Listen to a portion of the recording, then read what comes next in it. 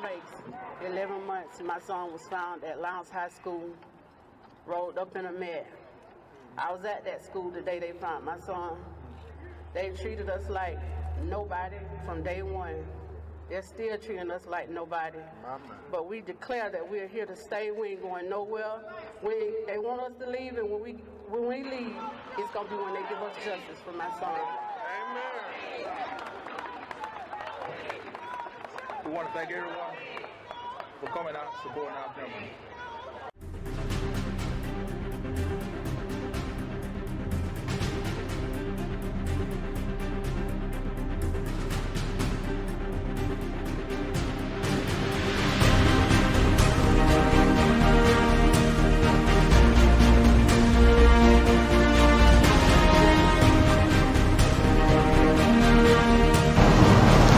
Greetings. I'm George Boston Ryan with the Get To Free Press, a social media personality, and today I'm focused on the KJ family as they journey to Washington, D.C. tomorrow, seeking justice for their son. And unlike many other spiritual leaders here in Valdosta, I want Kenneth, Jackie, Grandmother English, and Thule to believe that they have supporters here in Valdosta, and we believe, like you believe, that there's something wrong with the manner in which the Lowndes County School Superintendent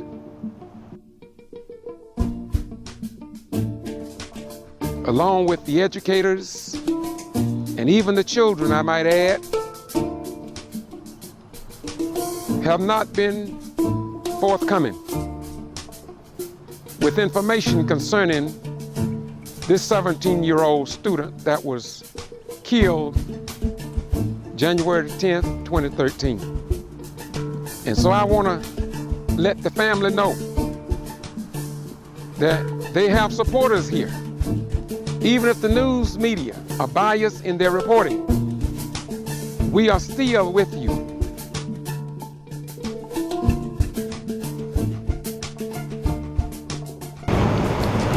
Secondly, I want you to know that the local city police, the Lowndes County Sheriff's Department, under former Sheriff Chris Prine,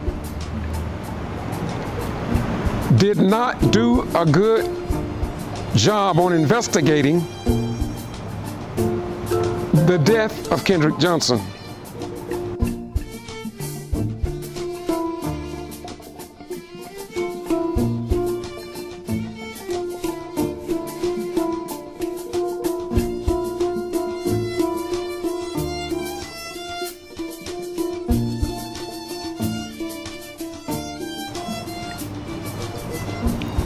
We believe that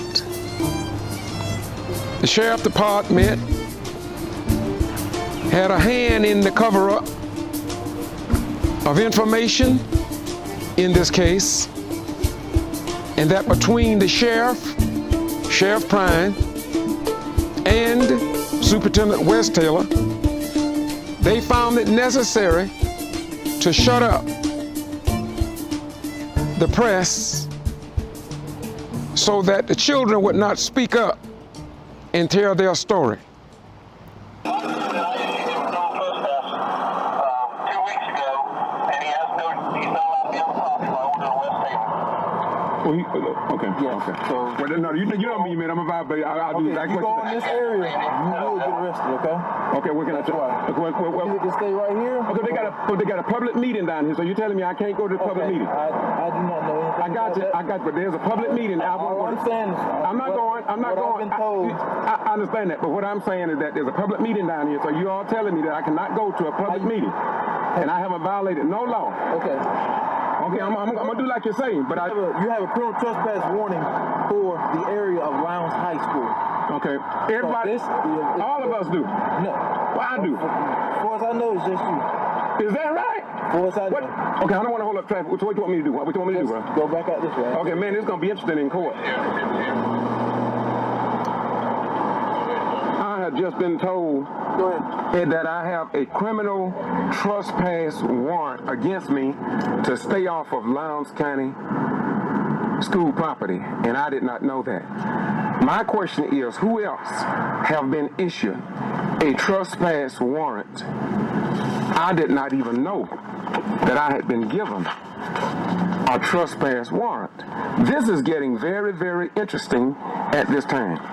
This is George Boss Rhymes. This is Saturday morning. I was attempting to go into the Lowndes County Board of Education meeting, which should be a public meeting. I have never caused any disturbance whatsoever, and it is what it is.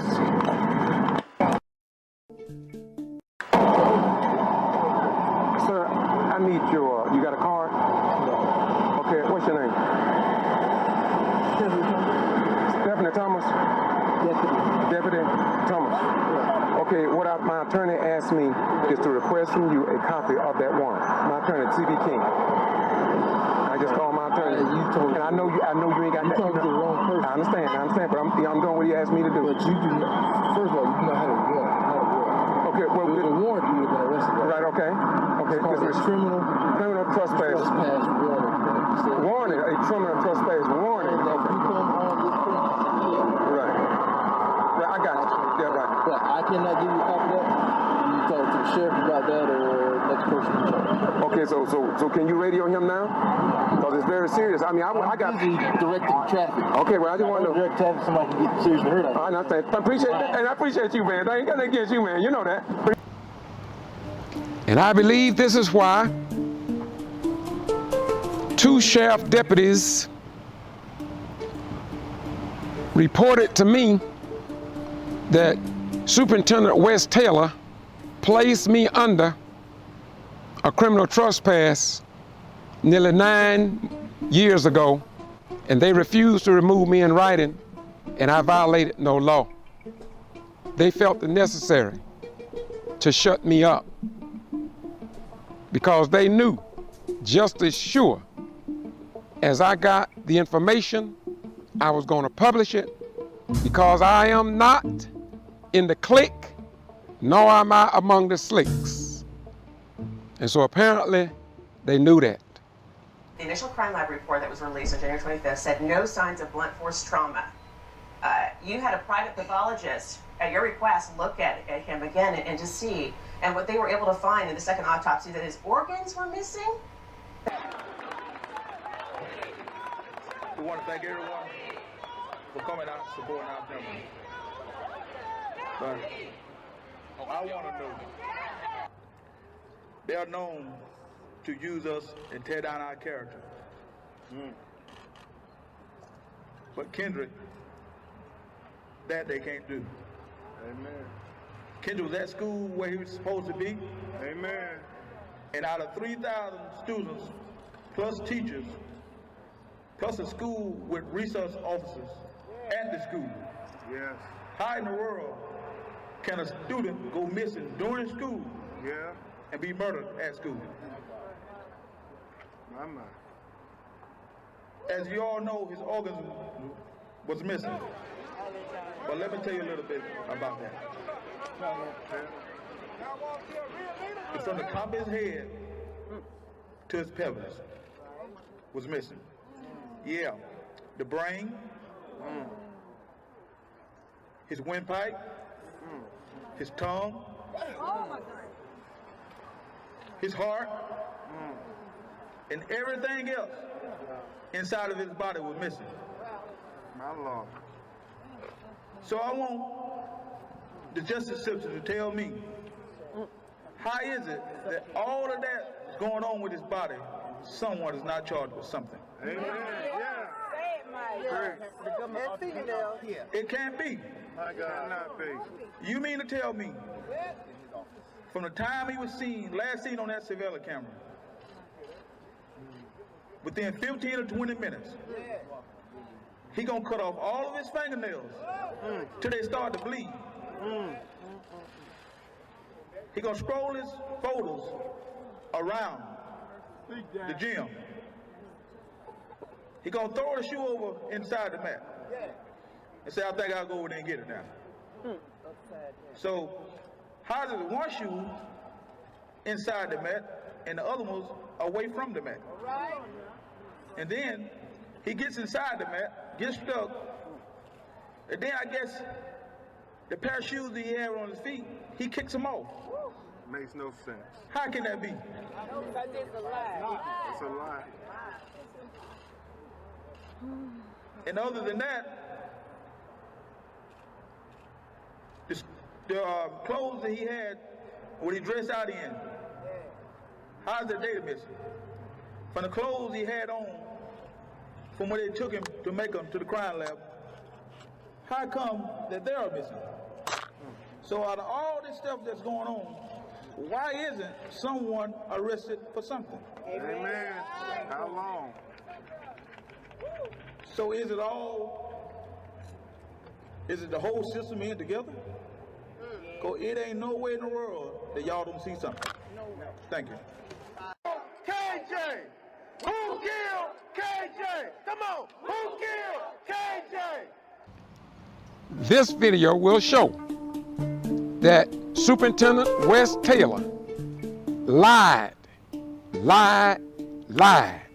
just like Mr. Kenneth, the father of KJ, said on January 27th, 22,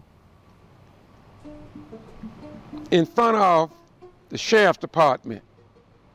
In the accident report findings, there's a third autopsy was performed by the Office of Armed Air Force Medical Examiner.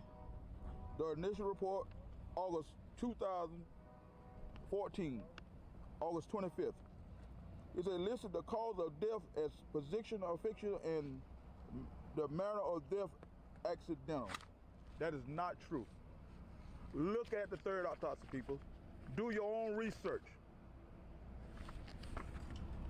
The third autopsy was done by Dr. Anderson. It was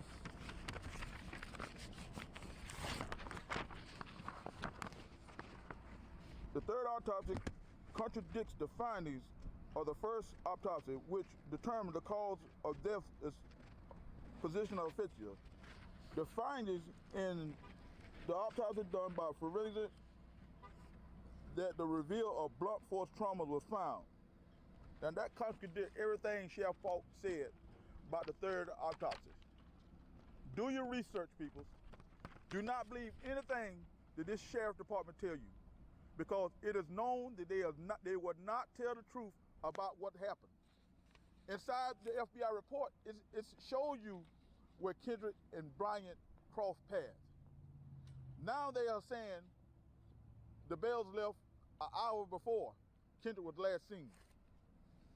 First, they stated they left that morning. Then they left at noon. Now they left an hour before Kendrick was last seen. You can't keep changing the time of when they cross paths. You got an FBI report showing you when they cross paths with each other. And then it's just like a slap in the face. It's like the father of Rick Bell said, when he said in his deposition, how many times that Kendrick was over to their house, which we know that was a lie. And then now the sheriff want to say that Kendrick and Bryant later did a project together, which is a bald-faced lie. Kendrick, after the fight on the bus, they did not have any communication with one another.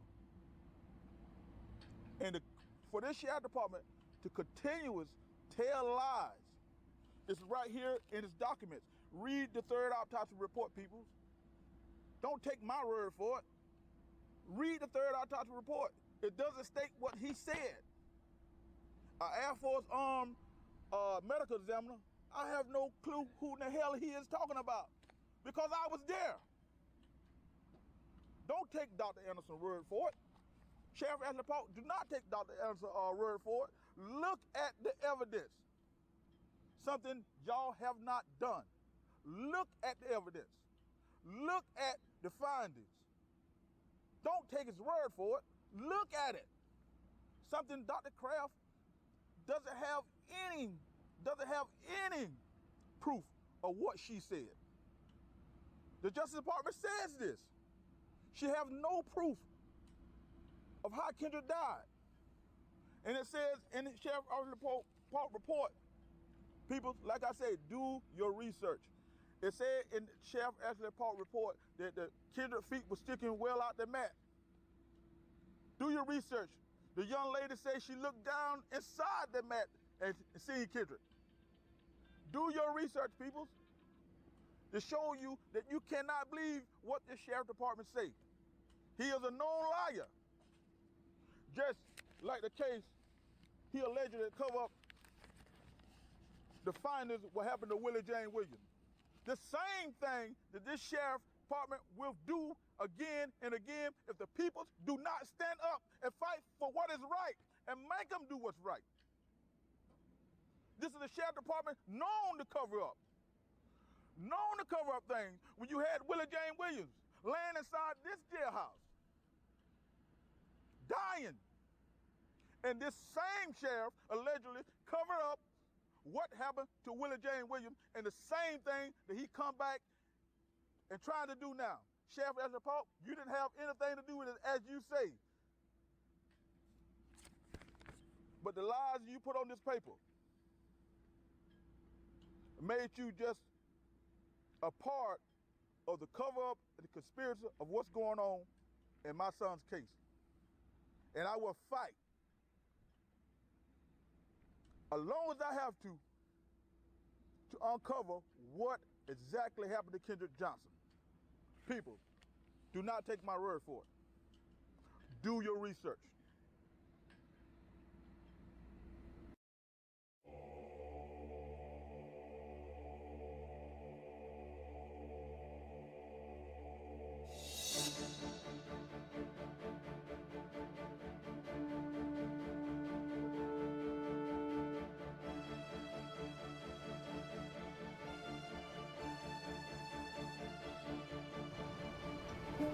They lied on him, they lied on me, they lied on family. And while I'm at it, visit Kendrick Johnson Race Hoax channel on Facebook.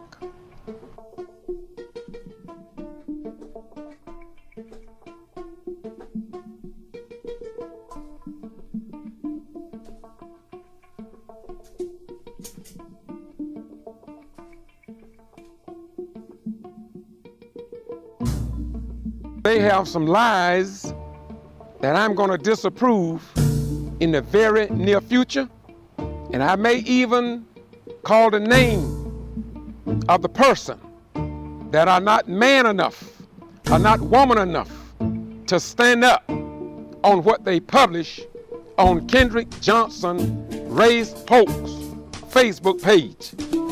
And I will promise you 100% that I can master what I'm talking about. Greetings, this is the Ghetto Free Press, and I'm George Boston Rhines. And as you know, today marks my 185th day of being under a criminal trespass warning here in Valdosta and Lowndes County, Georgia, for reasons yet unknown, without justification or notification. A restriction that I knew nothing about until 2 weeks, apparently, after it was put in place by either West Taylor, Sheriff Prime, or some other entity unknown. Listen. And I was just drove up in and I was turning around, and they ran my tag number in, and further told me that I could not be on the public property by order of the school superintendent. And I'm sure that a lot of these people are going to go in to be told that they must come out of there. But if that is indeed true, And according to the way I was accosted, then these people also should have their tag number in, including Channel 6, because I rode in just like he did.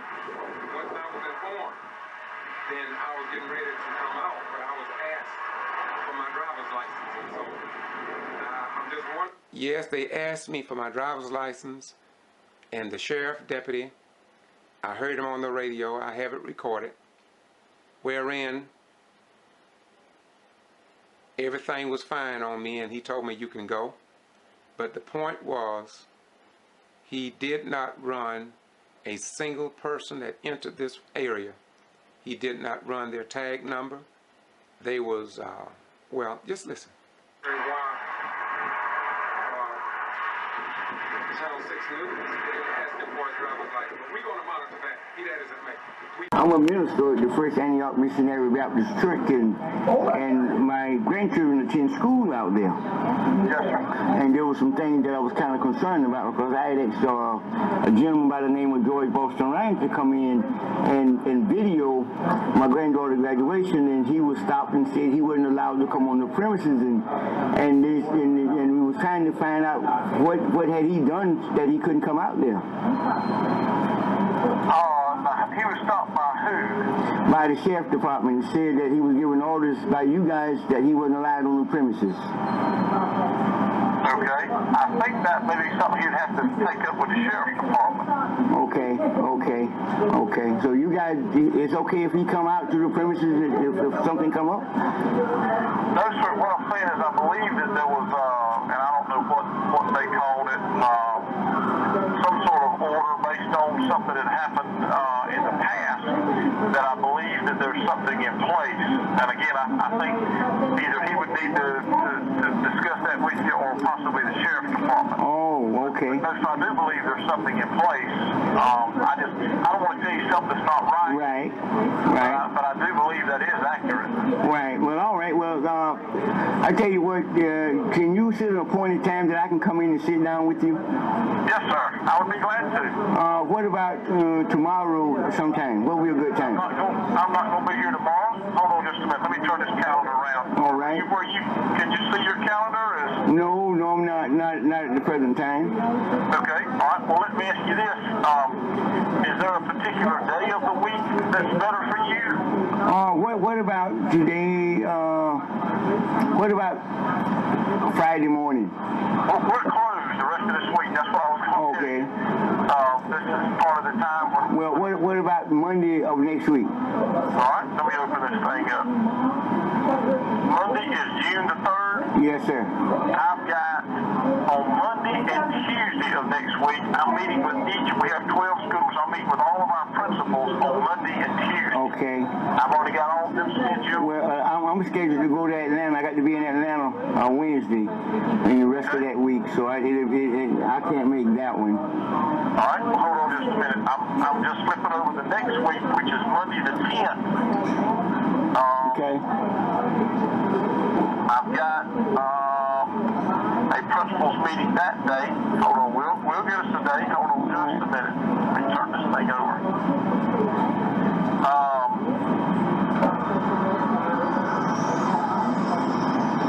That Thursday morning, which is the 13th, and I know you may not know off the top of your head, but that may be a possibility we could shoot for.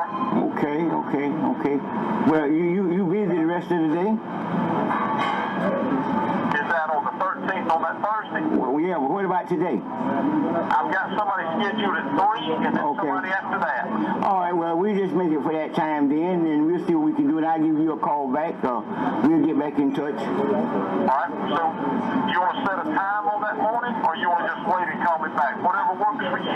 I'll just call you back.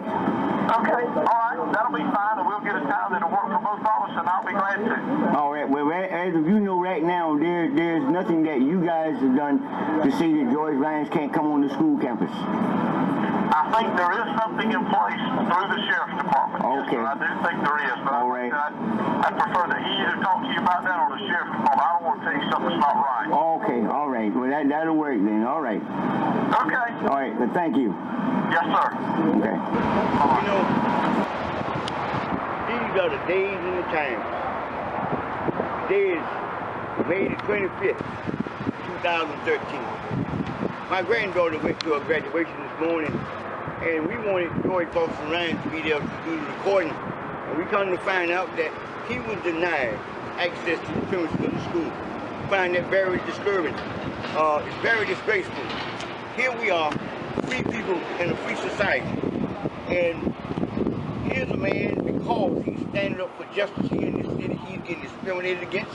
He's being retaliated against because of no legitimate reason.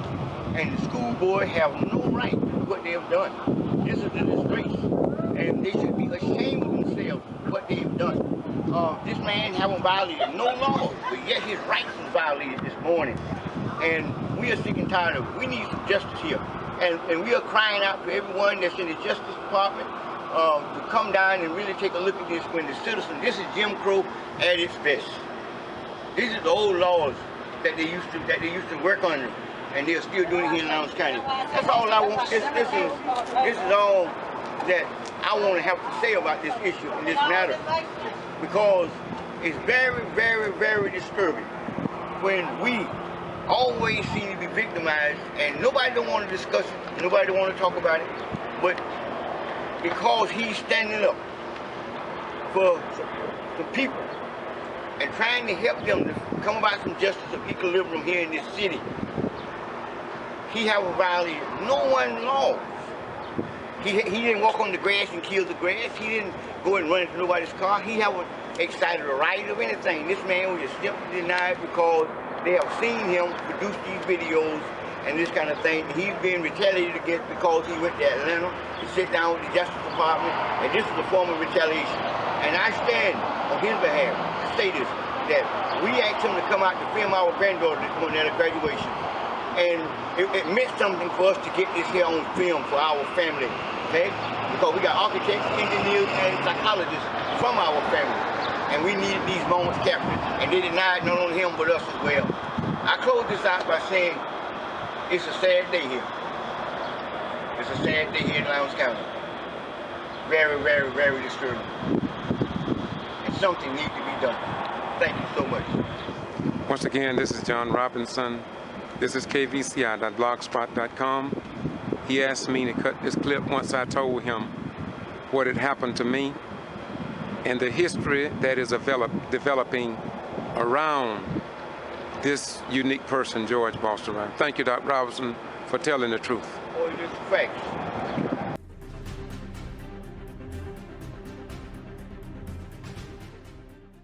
Not only is this further video evidence that the Bell Boys were on campus when KJ went missing, we found something that the FBI clearly didn't want us to see. Let us put them side by side so you can see what we found. Here they are. Can you see something a little odd? Look closely. There appears to be a frame on both pages that matches. How could this be? What tipped us off is KJ's yellow folder. We were going through Brian's movements, and all of a sudden, KJ's folder appeared on screen. That's right. There's a frame on KJ's side and Brian's side that is identical. The boys are standing seemingly right next to each other in the hallway.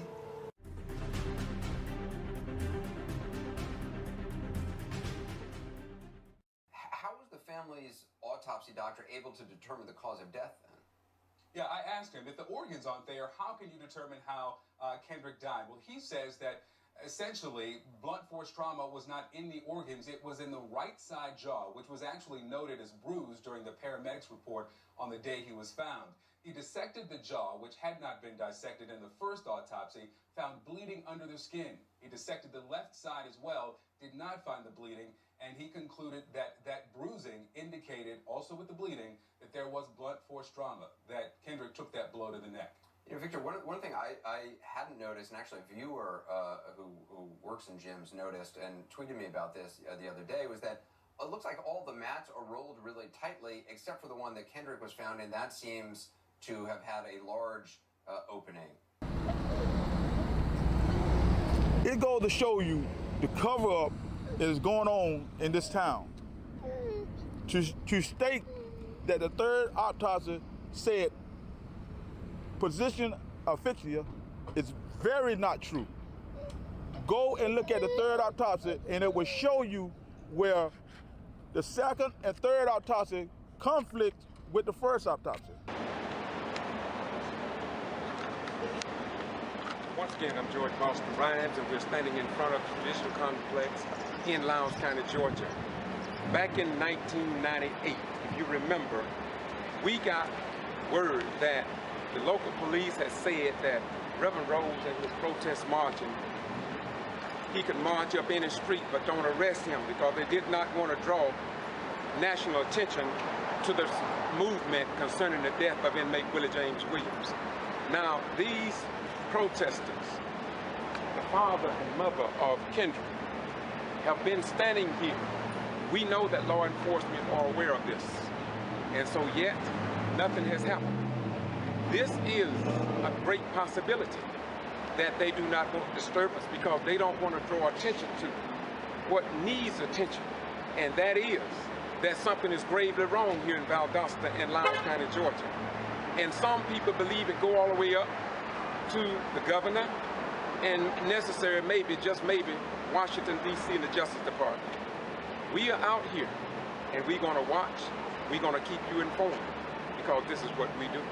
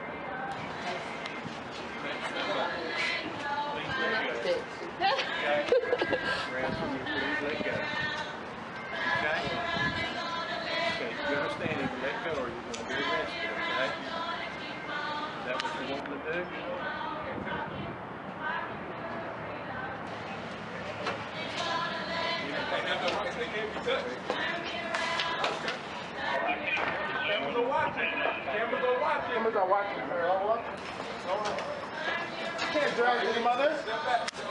You cannot drag this mother and father, sir. Limbo, limbo, limbo. Go willingly, go willingly, go willingly. Limbo, limbo, limbo. Come on in, please.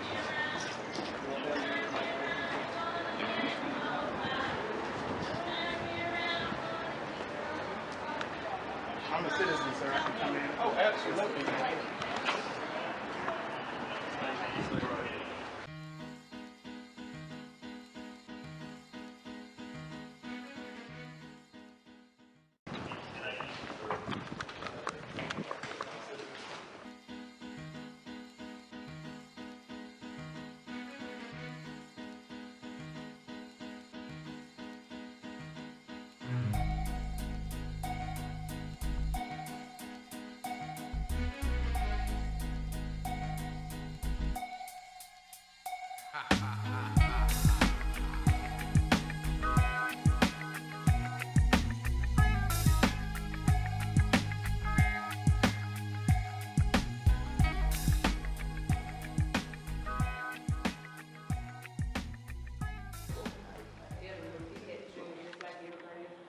I don't know anything about that. Can you find out?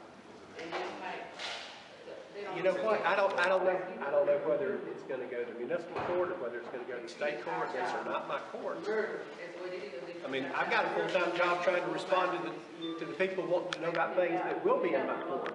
So no, I'll try to get involved with that. Waiting on him to come home. The last thing you said to him that day? I told him goodbye and have a good day at school. I told you, I have an open office. Anybody wants to come talk to me can come talk. What troubles you most about all of this? What troubles you the most? From the coroner to what troubles you the most as a mother? As a mother, seeing that picture, having to close my eyes every night, and that's all I can see is my son's face on that picture. You go another one. And do you think that the other parents who have children at school should be worried as well? Yes, because murderers are run loose in that school. They should be afraid. It's like they done gave the boys or whoever did this to my child, they done gave them a permit to kill. Because that's what they did. They killed my child at Lowndes County High School. That's what they did. Ain't no way around it. Okay, thank you very much. I'm responsible for my actions and what takes place under my statute.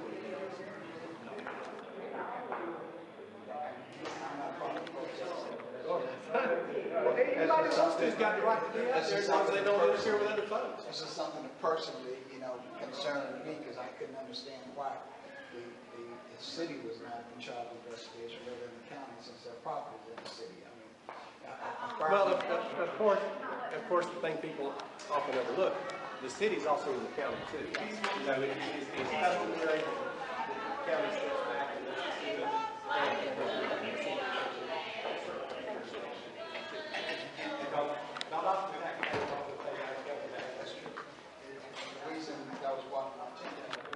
We're inside of the Lowndes County Judicial Building, and just asked the District Attorney David Miller concerning the 31 jail deaths from 1994 to 2009, and from 2009 to 2013, that the citizens don't know how many people have died in that jail, and yet he did not give a straight answer. I think it behooves all the citizens here in Valdosta and Lowndes County to be concerned about other human beings. I did not get an answer. So the question remains. He seems as if though he did not even know that Valdosta and Lowndes County are leading the state of Georgia in jail deaths for whatever reason. We're not going to say it was hidden or anything wrong. But all we will say to the District Attorney, David Miller, is that the citizens here in Valdosta have a right through the news media, the newspaper, the television, and the radio to know how many human beings that have died in that Lowndes County jail. And while it's been published in the Atlanta Journal and Constitutions and other newspapers in the state of Georgia, why is Georgia leading the state of Georgia? And nobody wants to see it. This is why. Listen.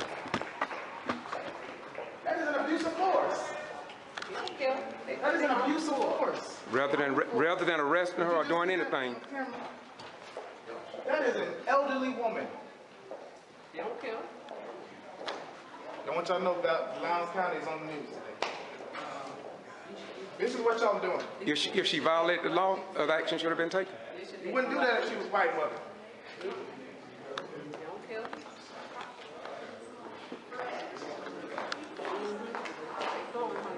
I know a man that's a junkie that's from everybody else here.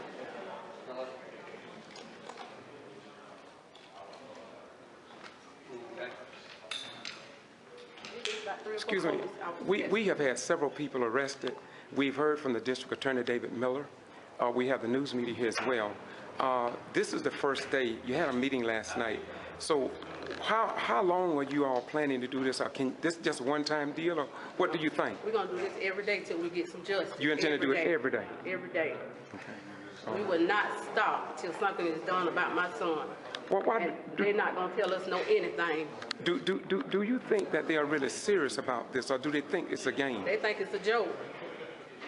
But you say you will be back tomorrow. We will be right back tomorrow. Thank you very much.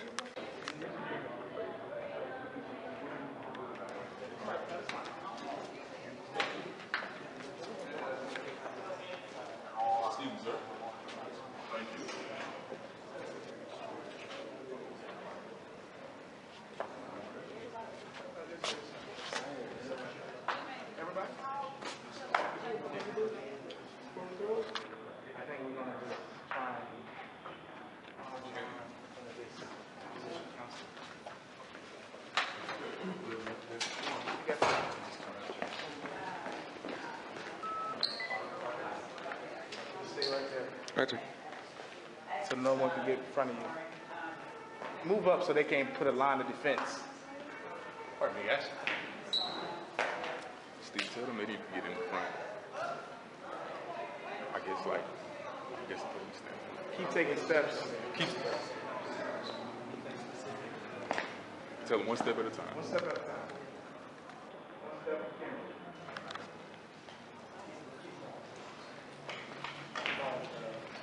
Let them know we're not here to mediate. We're not here to conversate. No converse. Ms. Johnson, we're not here to conversate, Ms. Johnson.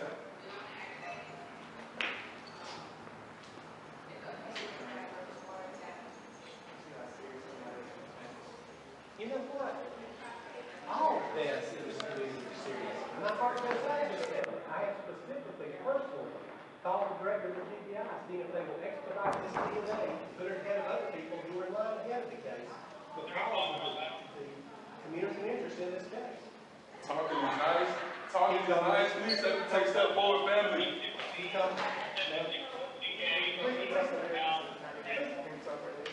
Yeah, I appreciate it if they wouldn't. Talking is nice. Please take a step, family. Please take a step.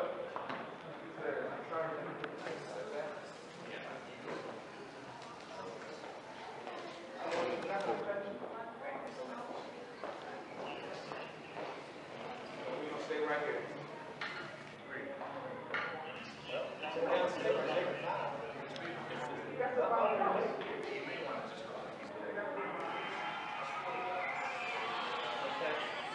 Johnson, there's no other question. Okay, they're not my officers. They don't work for me. Sheriff Fine, can you call him? Have a phone. I don't have his number on me. I'll look it up in the phone book. I'll wait. Okay. I'm sure you can find the number for the sheriff's office. Okay.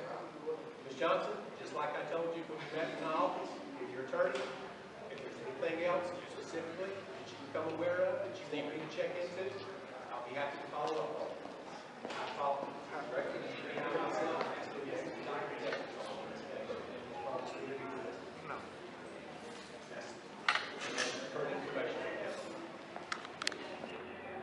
Thank you, Mr. Attorney. We appreciate the conversation.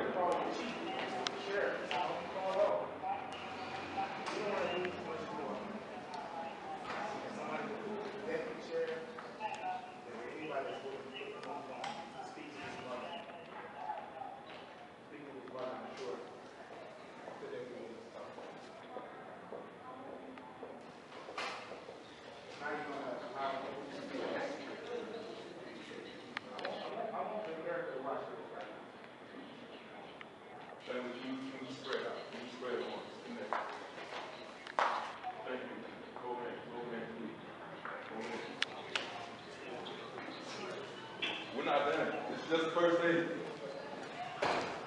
Just the first day. More people will be here.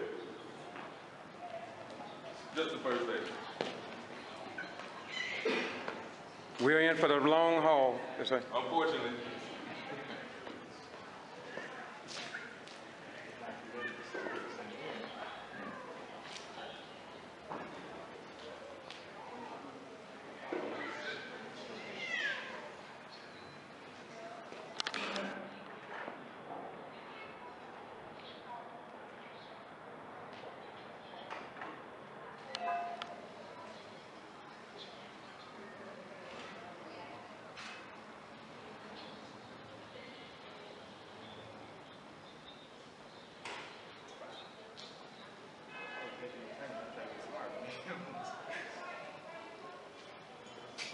Actually, everybody can come in here because this is a public building. Oh, yeah. This is true. Mm-hmm.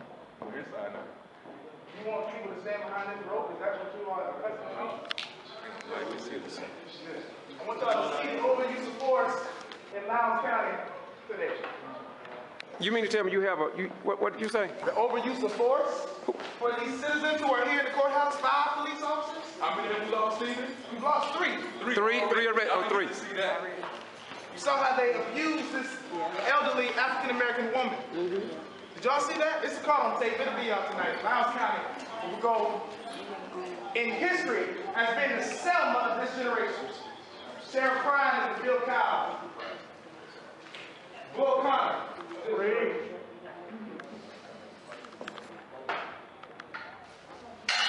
We got nothing for time.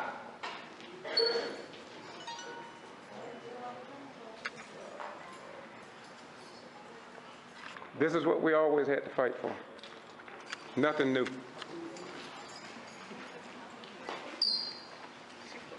Family, take a step forward and show the people why you're here.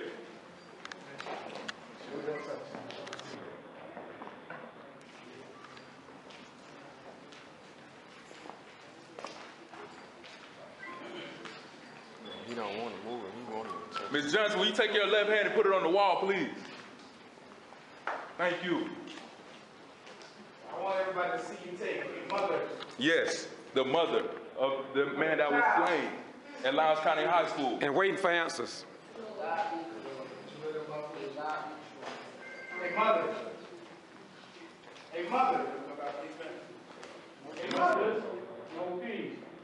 A mother. The lady in the pink, please put your hand on the wall, please. Thank you. This is serious. A grandmother. This is not a game. This is going on. Everybody recording it. Hold hands, lock hands. Hold hands, lock hands. Don't, no resistance, no resistance. Drop, drop, drop, drop, drop to the floor, drop to the floor, drop to the floor, drop to the floor. No peace, no justice. No peace, no justice, no peace. This is Lowndes County, Georgia, Valdosta, Titletown, USA, home of Moody Air Force Base, Kendaloo Golf Course, Francis Lake. This is where we live. This is a testament tonight. Today, and at 123, no police officers cared where Kendrick went when he went missing. Until the next day when they found him supposedly in a mat. So today, the blood of Kendrick Johnson rests on their hands. And on your hands today, the blood of an innocent 17-year-old is on your hands, and it's going to drip until you fight for justice for him. So today, we're going to ask God's blessings over this family. Today we're going to ask God's covering over this family that took a stand today for their youngest son. Today we see these people who are sworn to serve and protect us push and elbow an elderly woman, a mother, a grandmother, and refuse to allow their son to receive justice. Many of them look like us. They have sons and daughters just like us. But today, we're coming in a spirit of love that says we love the hell out of you. We love you in spite of the fact that you don't serve us and protect us. We love you in spite of the fact that you are just so rude and disrespectful to your own citizens. We love you because Christ called us to love. And today, we're going to close out in prayer from James Dennis. Let us pray. Take your time. God gracious and God eternal. God, we thank you for this moment. We thank you, God, for this moment of standing up for what is right. We thank you, God, because you are a God of justice. You are a God who don't take a blind to injustice. And so, God, we ask now that whatever has happened in this courtroom and this rotunda on the steps of this courthouse, that your power will now go before us. That we will catch the attention of those who have been watching, for those who have had in their hearts that an injustice has been let go, God, so that justice will be brought for KJ and KJ's family. God, we pray right now for his family that is being booked and processed in this Lowndes County jail. God, we pray now that you will give them strength, that you will allow them to know that they are loved beyond measure, and that they have support by this community, that we will not leave them now, nor will we forsake them. But God, you will not leave them, and you will not forsake them. Teach us to come together. to build community together so that we can change the injustice in this city and this county and this state and in this country. And God, in our moments of weakness, teach us to say all together, the Lord is my shepherd and I shall not want. He leads us in these moments of discomfort so that his name will be glorified, so that justice will prevail, and so that we can make a difference in this community. Let us pray together. Our Father, hallowed be thy name. Thy kingdom come. Thy will be done on earth as it is in heaven. Give us this day our daily bread, and forgive us our trespasses, and we forgive those who trespass against us. Lead us not into temptation, but deliver us from evil. For thine is the kingdom, the power, and the glory, forever. Amen. We will be back. Thursday. Let us all They're coming out of the courtroom. We lost some to law enforcement. We don't know whether they're going to be arrested or what. But it is what it is.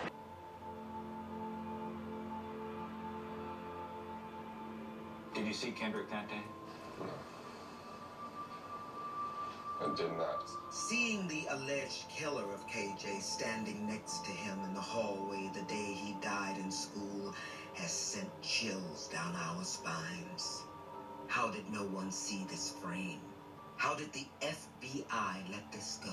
Why did it take 6 years and an independent filmmaker to find this? These are all questions that may never go answered. But what we do know for sure is that we have more facts now than we ever had. And this case needs to be reopened and re-examined with a fine-tooth comb. After finding this game-changing evidence, our crew flew to Georgia to show Kendrick's parents as soon as possible. Had you seen that frame? Mm-hmm. Can you believe that? Mm-hmm. They earned it next to each other.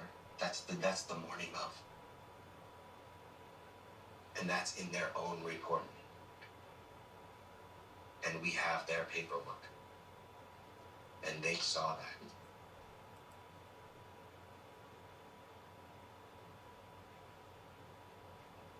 All the adults, authorities, and school personnel show you to the extent that how much they covered up. How are you feeling right now? It's just crazy to just let you know we were right in that all along. What do you think is going to happen when we release this photograph? They're going to try to come out with some more lies. What do you think they're going to say about it? Somebody photo cropped it. In their own report? In their own report. All along, we know it was bullshit. We know it was bullshit.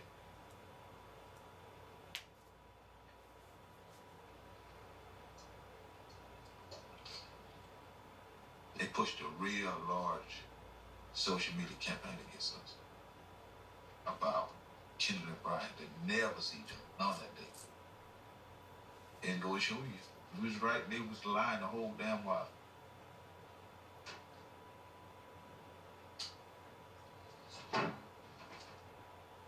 Yeah. That's what they done. After KJ's mom told our crew she thought they were gonna say that we faked this photo, we decided to go back into the FBI's report to see if there was anything else we can show to prove it. Lo and behold, the page after the photo was a grid the FBI wrote describing each picture. In their own words, they wrote, quote, KJ observed in covered walkway moving towards camera. Bell observed in same location at this time. So there you have it. The FBI not only included the photo of Brian and Kendrick in their report, they included a spreadsheet explaining the photos that back up exactly what we are seeing. KJ and Brian standing next to each other the morning this all happened. After showing our new evidence to the Johnson family, we flew to D.C. to get a third-party perspective on this FBI report from Mitch. KJ and Brian standing next to each other the morning this all happened.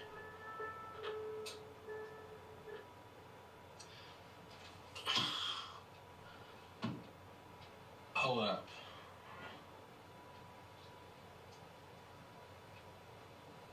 I'm stuck. I'm stuck because if the footage was there, and if the footage was there, I don't recall seeing this footage. And I clearly remember going to the FBI office in Atlanta when I first got involved in the case. I've never seen this.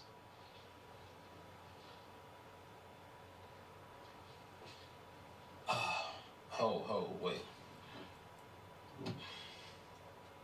I don't ever recall seeing KJ standing near Brian Bell with a yellow folder in his hand, and just based on the footage, obviously that's here, they're near each other. It may be 10 feet or closer.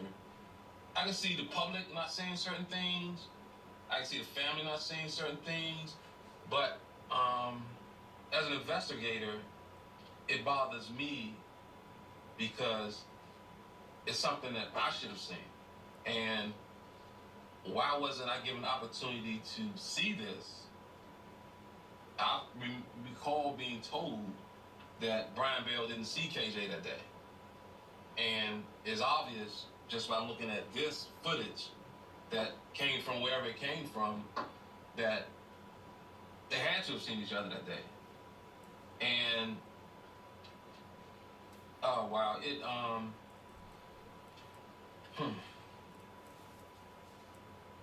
oh man, I mean, y'all gotta excuse me, I'm a little messed up right now.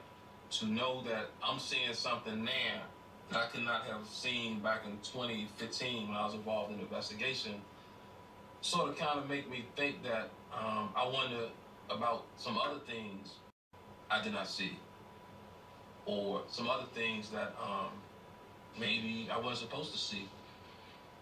And when you're following the evidence and you're steered off in another direction and you miss evidence, then that most definitely is going to interfere with investigations. If I'm one of the investigators on the case, I should have seen this particular clip, and it shouldn't be because what a filmmaker found that I saw this. How was this filmmaker able to see this particular evidence, and I'm part of the investigation I never saw before? And I think that's what's troublesome to me, to see something new. I'm investigating the case, but I don't see it. But someone, a filmmaker, I mean, no disrespect, but the filmmaker, he finds a piece of evidence that I couldn't find. It's troublesome to me, and that's real. Yeah, that's it. Ain't nothing else I can say about that.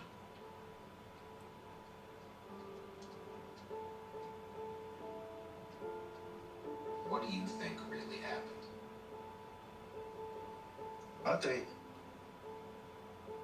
honestly, I think it was a fight in the gym. I wouldn't say Brian by himself. I don't think he can beat him one-on-one. You know what I'm saying? I don't think he went right in the mat. I think the mat was some shit that was done at the school hours, honestly. I think they jumped him. They jumped him, and they took it too far. When you look at the investigation, you flip the script, you ask yourself if one of the Bell boys had died and Kendrick was the suspect, would the body parts be missing? Would the case have been ruled an accident? Would evidence have been missing? Would the timeline on the video take minutes or whatever, would that have been missing? Would an arrest not have been made? They'd have found them that night if he'd have been a white boy missing, and then they would have done something about it.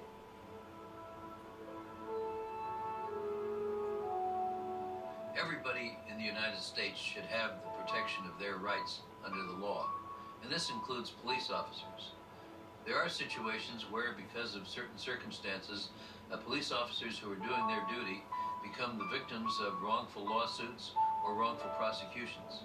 Ed Meese, the U.S. Attorney General during Reagan's presidency, is one of the leaders of a group who works behind the scenes, paying legal costs and providing other forms of assistance to law enforcement officials accused of heinous crimes. Even after Rick Bell lost his job, they were helping him and his family in their legal battles concerning KJ. What this means is that while KJ's body is busy being exhumed again, Brian Bell is able to play Division I football. But this inequality suffered by KJ and his family is nothing new to Black Americans. It's only now, with cell phone cameras and police body cams, that we are actually able to see how this inequity plays out. James on the car, I'm gonna shoot you in your head. You understand me? Don't you move, I'm gonna shoot you in your head. You hear me? Don't you move? Brian Jones. Yeah. Sheriff Pride. You all stood there and told me and my wife 2 different ways that my son was found. Do you remember that? Yeah. Do you remember? Do you remember? One day, you come out one way and say my son was found. The very next day, you came out and say he was another way. Which way was it? I'm not going by hearsay. I'm not going by Facebook. I'm telling you what you told me.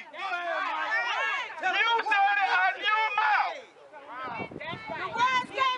How my son was found dead the first time. You came back the next day and said another. How can you get it wrong? You couldn't get it mixed up because you was there.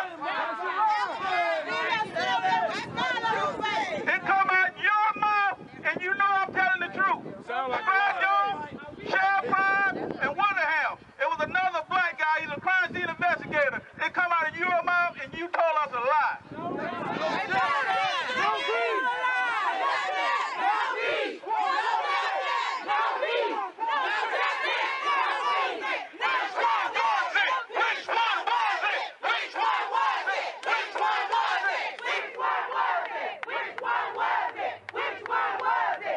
One of the subjects I hope to address in this video, above all else, is that the night that they found KJ, the daddy, Kenneth, called me. And I responded to his house around 10, 11 o'clock. And I want you to know that this is God doing. And so let me say or ask some questions that nobody seemed to be asking. Why did the Lowndes County Sheriff Department under former Sheriff Prine deny the family the right to ID the body of their child?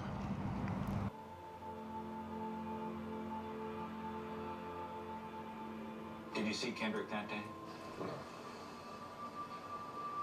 I did not. Seeing the alleged killer of KJ standing next to him in the hallway the day he died in school has sent chills down our spines. How did no one see this frame? How did the FBI let this go? Why did it take 6 years and an independent filmmaker to find this? These are all questions that may never go answered. But what we do know for sure is that we have more facts now than we ever had. And this case needs to be reopened and re-examined with a fine-tooth comb. Why did they not lock the schoolhouse down?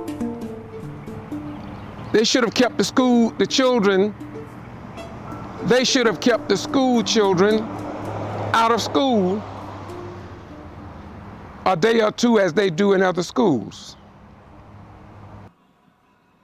Kenneth, what makes you call out the facts in the case dealing with your son? What makes you tell the truth? Use the word racism when a lot of people don't want to use it. But Brother Rob, Why do you, I know you love your son. Brother Rob, you got to call it for what it is. All of these different things happen. All of these things they're trying to stop from the public from knowing what happened. It's plain racism. Do you think if Kendrick would have killed the little white boy in school, during school, Kendrick would have never walked off that campus? If it was a white little boy was found on that campus dead, ain't no in the hell nobody would have walked away from this campus. I don't give a damn if they got the wrong people. Someone would have went to jail that day. No one. They would have locked that school down. They found a black kid dead. Everybody would walk around the school like normal. They said, well, we locked the school down. Oh, no, hell, you didn't. When the bells rang, class had changed. Children walking as normal. The next day, they went to school as normal. Like nothing had happened. Do you think they'd find a little white boy in that schoolhouse dead? You think Benny would have went on as useful? If that ain't racism, I don't know what it is. And then they have all the tapes out, the tape cut, and every time someone brings information about the alleged bail boys, what happened, they want to lock them up, Brother Ryan. They want to make them out of lies. This shit is really happening. They want to make everybody out of liars. Why have we not been told who among the janitors of the school closed the doors, opened the doors, responsible for not washing the blood off the walls in the gymnasium? We as the parents of Kendrick Johnson will continue to fight for justice for Kendrick Johnson. We always only wanted the truth of what happened to Kendrick Johnson. We only wanted the truth of who all was involved in Kendrick Johnson's death. You can't make a murder out of an accident. So we still will fight for justice and what's right for Kendrick. We will be headed to Washington, D.C. this week to try and talk to people who can get it out of Valdosta's hands. We are not only fighting for Kendrick Johnson, we are fighting for so many other deaths that happened right here in this town. We ask the families who lost loved ones and the injustice they've received, no matter how many years ago it was. We all need to unite as one and finally take this town down. There are so many deaths happening here, right here in Lowndes County. And some families have just turned their head to a blind eye. We all must come together and fight for our loved ones and make the truth be told. What happened to our loved ones? They're not going to do it for us. We got to do it ourselves. And we will be headed to Washington, D.C. this week. And I'm not going to only talk about Kendrick when I get to Washington. We are going to be sitting with some very important people. And I'm not only going to talk about Kendrick. I'm going to talk about the so many other deaths that happened right here in this town. And Why did it take 6 years and an independent filmmaker to find this? These are all questions that may never go answered. But what we do know for sure is that we have more facts now than we ever had. And this case needs to be reopened and re-examined with a fine-tooth comb. After finding this game-changing evidence, our crew flew to Georgia to show Kendrick's parents as soon as possible. you seen that frame? Mm-mm. Can you believe that? They are next to each other. That's the morning of. And that's in their own report. And we have their paperwork. And they saw that.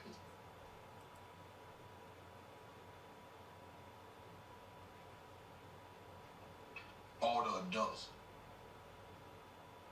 authorities, and school personnel show you to the extent that how much they covered up. How are you feeling right now? It just came to just let you know we was right in that all along. What do you think is going to happen when we release this photograph? They're going to try to come out with some more lies. What do you think they're going to say about it? Somebody photo cropped it. In their own report? In their own report. All along, we know it was bullshit. We know it was bullshit.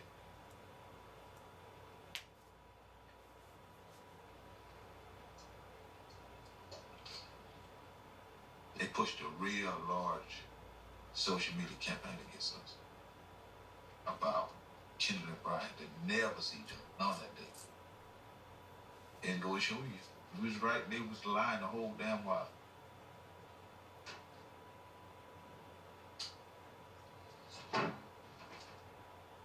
Yeah. That's what they done. After KJ's mom told our crew she thought they were gonna say that we faked this photo, we decided to go back into the FBI's report to see if there was anything else we can show to prove it. Lo and behold, the page after the photo was a grid the FBI wrote describing each picture. In their own words, they wrote, quote, KJ observed in covered walkway moving towards camera. Bell observed in same location at this time. So there you have it. The FBI not only included the photo of Brian and Kendrick in their report, they included a spreadsheet explaining the photos that back up exactly what we are seeing. KJ and Brian standing next to each other the morning this all happened. Why haven't we not been told about that? Why have we not been told why the coroner was not called when they first discovered the remains of KJ?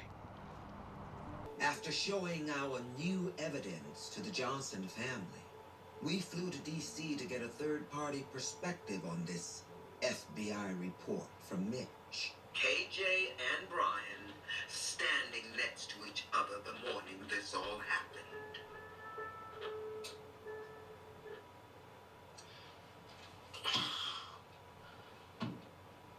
Hold up.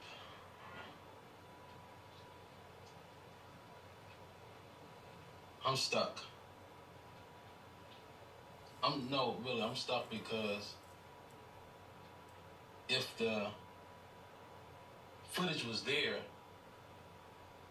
and if the footage was there, I don't recall seeing this footage.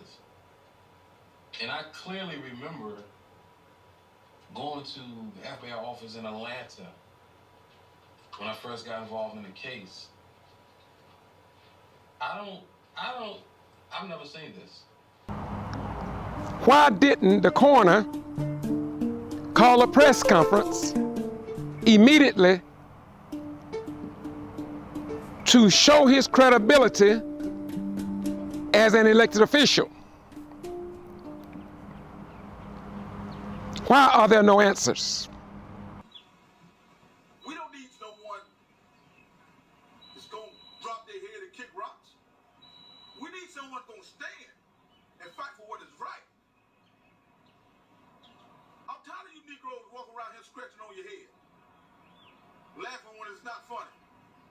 It's time to stand up, Valdosta, and fight for what's right. And I'm fighting for everybody. I'm not just fighting for Kendrick Johnson. We, the Johnson family, will fight for everybody in this town. Because damn shame that this is happening here in the 20th century.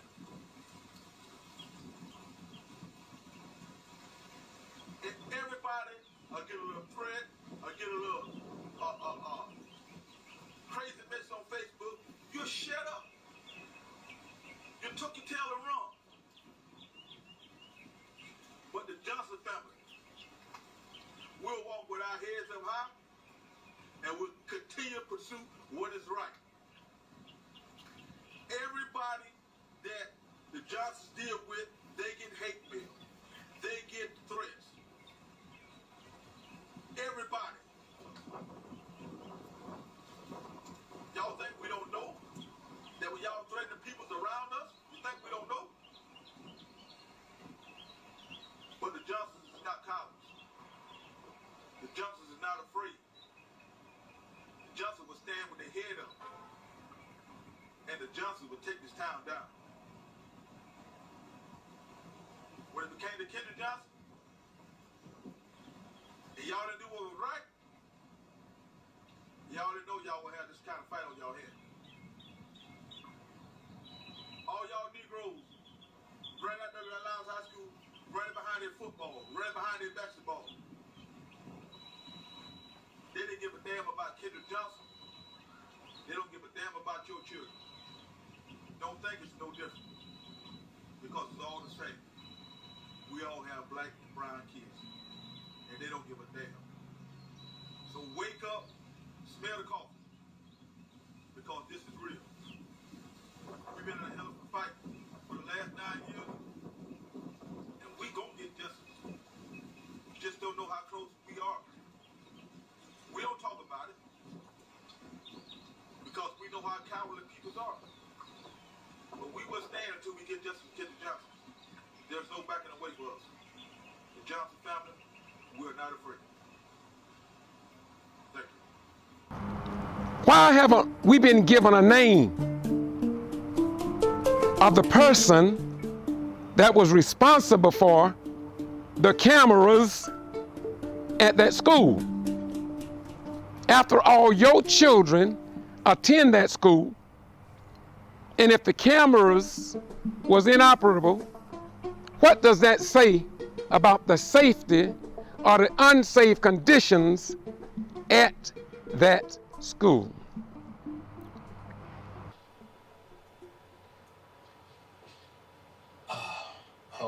Wait. I don't ever recall seeing KJ standing near Brian Bell with a yellow folder in his hand, and just based on the footage, obviously that's here, they're near each other. It may be 10 feet or closer. I can see the public not saying certain things. I can see the family not saying certain things. But as an investigator, it bothers me because it's something that I should have seen. And why wasn't I given the opportunity to see this? I recall being told that Brian Bell didn't see KJ that day. And it's obvious just by looking at this footage that came from wherever it came from that they had to have seen each other that day. And oh wow,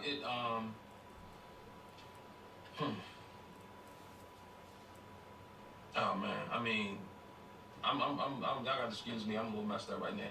To know that I'm seeing something now that I could not have seen back in 2015 when I was involved in the investigation, sort of kind of make me think that I wonder about some other things I did not see, or some other things that maybe I wasn't supposed to see. And when you're following the evidence and you're steered off in another direction and you miss evidence, then that most definitely is going to interfere with investigations. If I'm one of the investigators on the case, I should have seen this particular clip, and it shouldn't be because what a filmmaker found that I saw this. How was this filmmaker able to see this particular evidence? And I'm part of the investigation I never saw before. And I think that's what's troublesome to me, to see something new I'm investigating the case, but I don't see it. But someone, a filmmaker, I mean, no disrespect, but the filmmaker, he finds a piece of evidence that I couldn't find. It's troublesome to me, and that's real.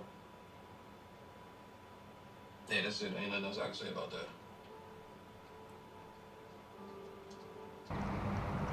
Why there is no solid, concrete record of who aborted the bus to go and participate in sports on behalf of Lowndes County School Superintendent Wes Taylor?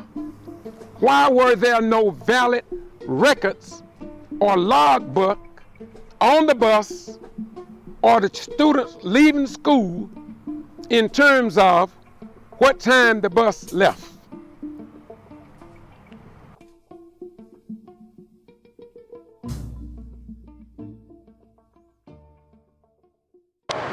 Okay, what's your name?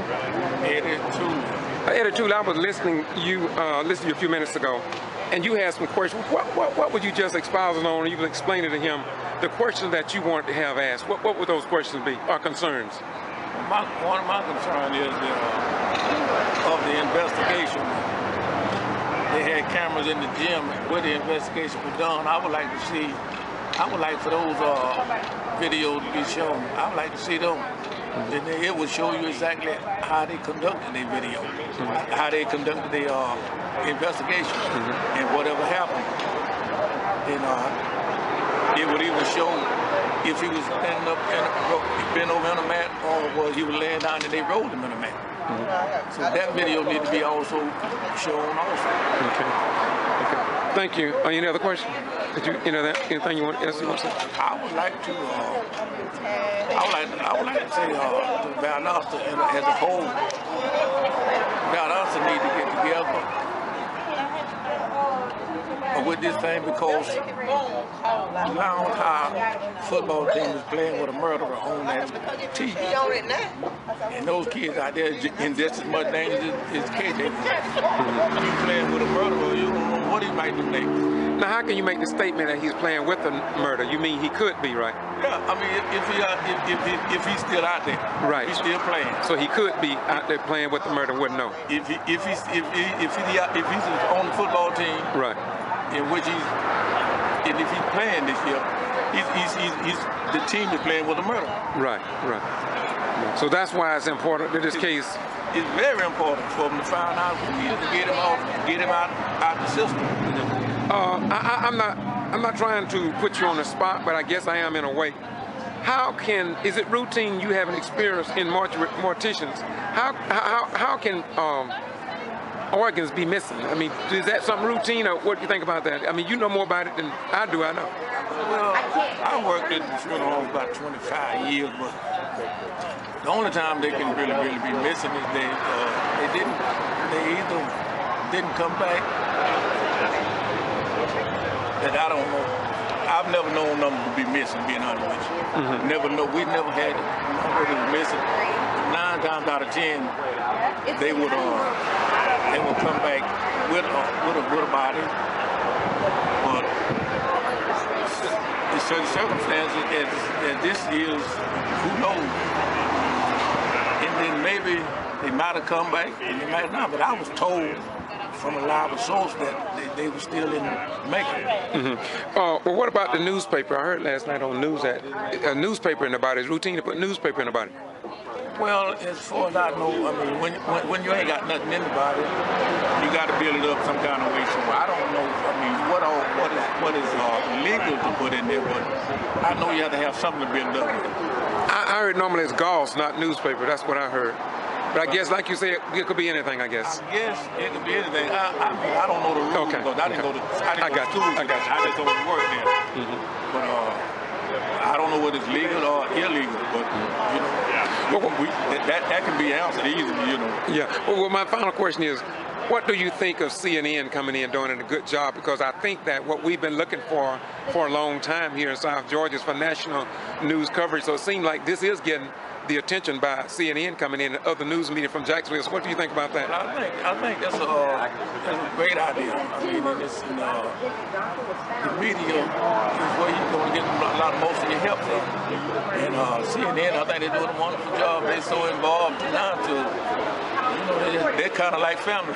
Yes, sir. All right. Yeah, and they won't close you too. Okay. They said they want to be there. They're going to be there to the end. Okay. Thank you very much. That's closed on this end. What was KJ to you? He was my grandson. Okay. Thank you very much. Once again, this is the Ghetto Free Press, and I'm George Russell. I am doing what we do because it must be done. That's all we're going. Why? Did the mother, the grandmother, the grandfather, and father had questions about the reasons they were so cautious in not letting any family member see that body and if it had bruises on it or not? What do you think really happened?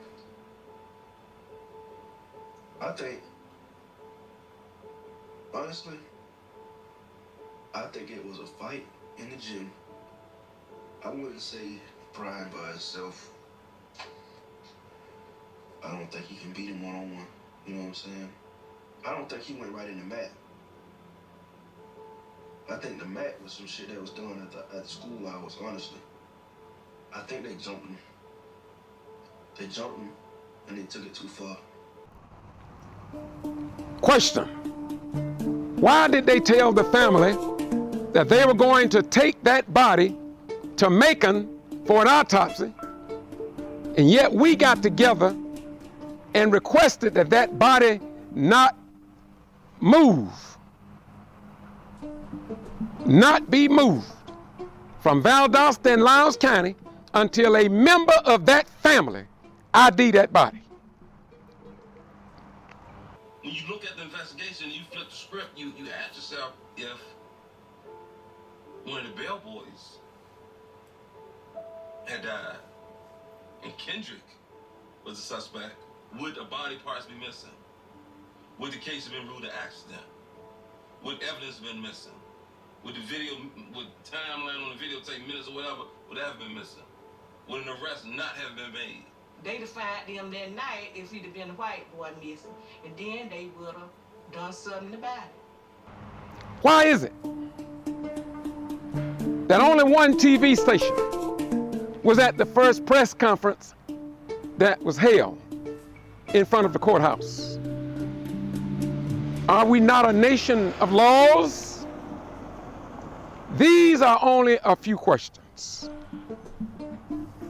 I could go further, but I'm gonna stop there. Why is that? They'd have found them that night if he'd have been a white boy missing, and then they would have done something about it.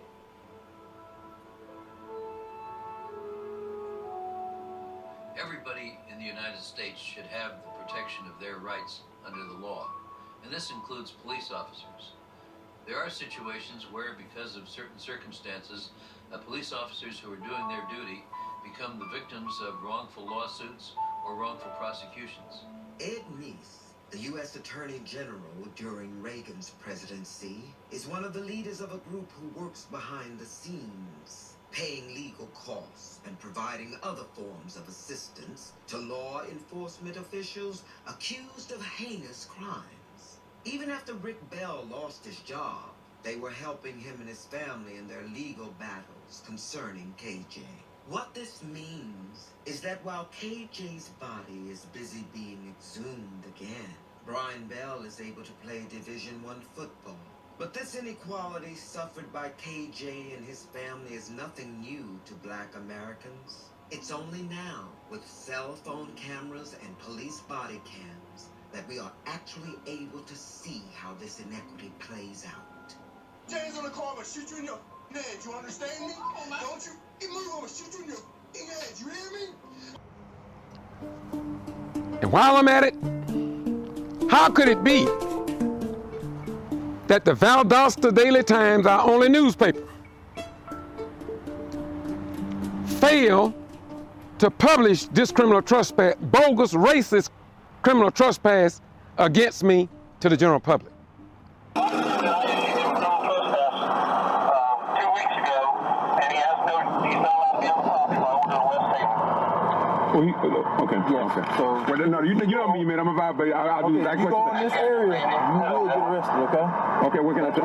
You can stay right here. Okay. They got a public meeting down here. So you're telling me I can't go to the public meeting? I do not know anything. I got you. But there's a public meeting. All I'm saying is, I'm not going. I've been told. I understand that, but what I'm saying is that there's a public meeting down here. So you all telling me that I cannot go to a public meeting, and I haven't violated no law. Okay.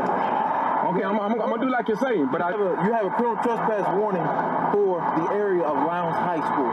Okay, everybody, all of us do. No, well, I do. As far as I know, it's just you. Is that right? As far as I know.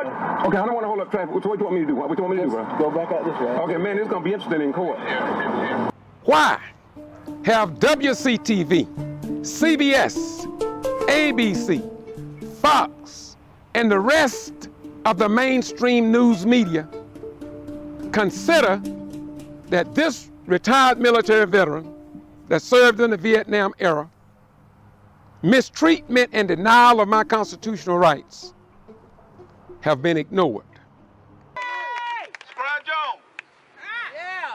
G.B.R. You all stood there and told me and my wife 2 different ways that my son was found. Do you remember that? Yeah. Do you remember? Do you remember? One day, you come out one way and say my son was found. The very next day, you came out and say he was another way. Which way was it? I'm not going by hearsay. I'm not going by Facebook. I'm telling you what you told me. You said it out of your mouth. How my son was found dead the first time? You came back the next day and said another. How can you get it wrong? You couldn't get it mixed up because you was there. It come out your mouth, and you know I'm telling the truth. Brad Jones, Sheriff Prime, and Wonderham. It was another black guy. He's a crime scene investigator. It come out of your mouth, and you told us a lie.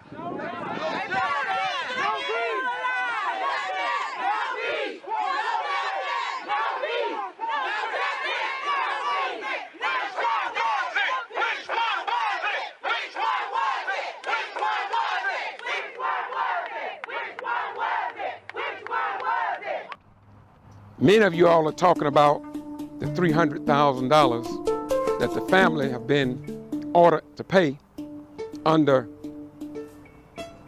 Judge Richard Porter III. But what you all don't know, because you don't have a newspaper or television stations that will report the truth here in Valdosta in Lowndes County. You don't know what took place in that courtroom and how racist and ugly and bogus that court case was viewed by the people in the courtroom.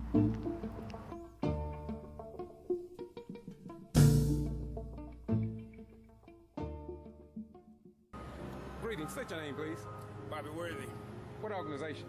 I'm Bobby Worthy. I'm National President for the Justice League United. I'm the Minister of Law and Justice for the New Black Panther Party, and I'm also a national board member for the National Black Man's Movement, chaired by Attorney Malik Zulu Shabazz. You also came from Waycross, Georgia, right? Yes, I did. What interest do you have in the Kendrick Johnson case, this lawsuit with the, finalizing the allegations against the family? Well, the thing is, I have interest against injustice. And I think it's all racially biased, racially motivated. I believe that it is strictly out of retaliation against the Kendrick Johnson family for standing up against injustice. Better yet, the assassination and murder of their son. You wasn't there, the news media didn't publish it, and you don't check out Boston G.B.R. YouTube channel or my Facebook channel enough to get all the news that I report that they ignore in the black community. And so you don't know what's going on, but you're willing to die for this country. But they are not willing to die for your rights.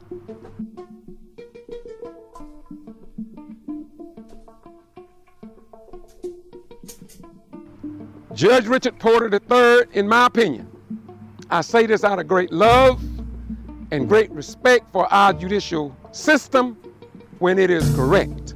But when it is wrong, it needs to be called into question.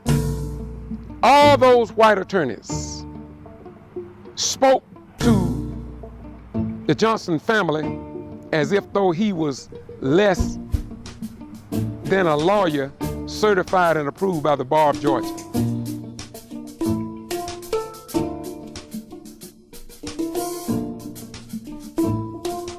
Judge Richard Porter III talked to Shiveen King in a way that is not conducive to what I've experienced in the courtroom in the state of Georgia, and I've been all the way up in the courtroom under Rule 22 with Georgia Court of Appeals.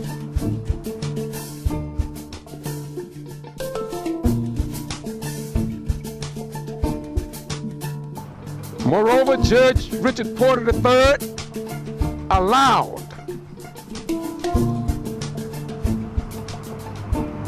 the lawyers to swear themselves in and to give themselves their own oath. Nobody read it to them. Nobody. Those white attorneys gave their own oath. They say, I.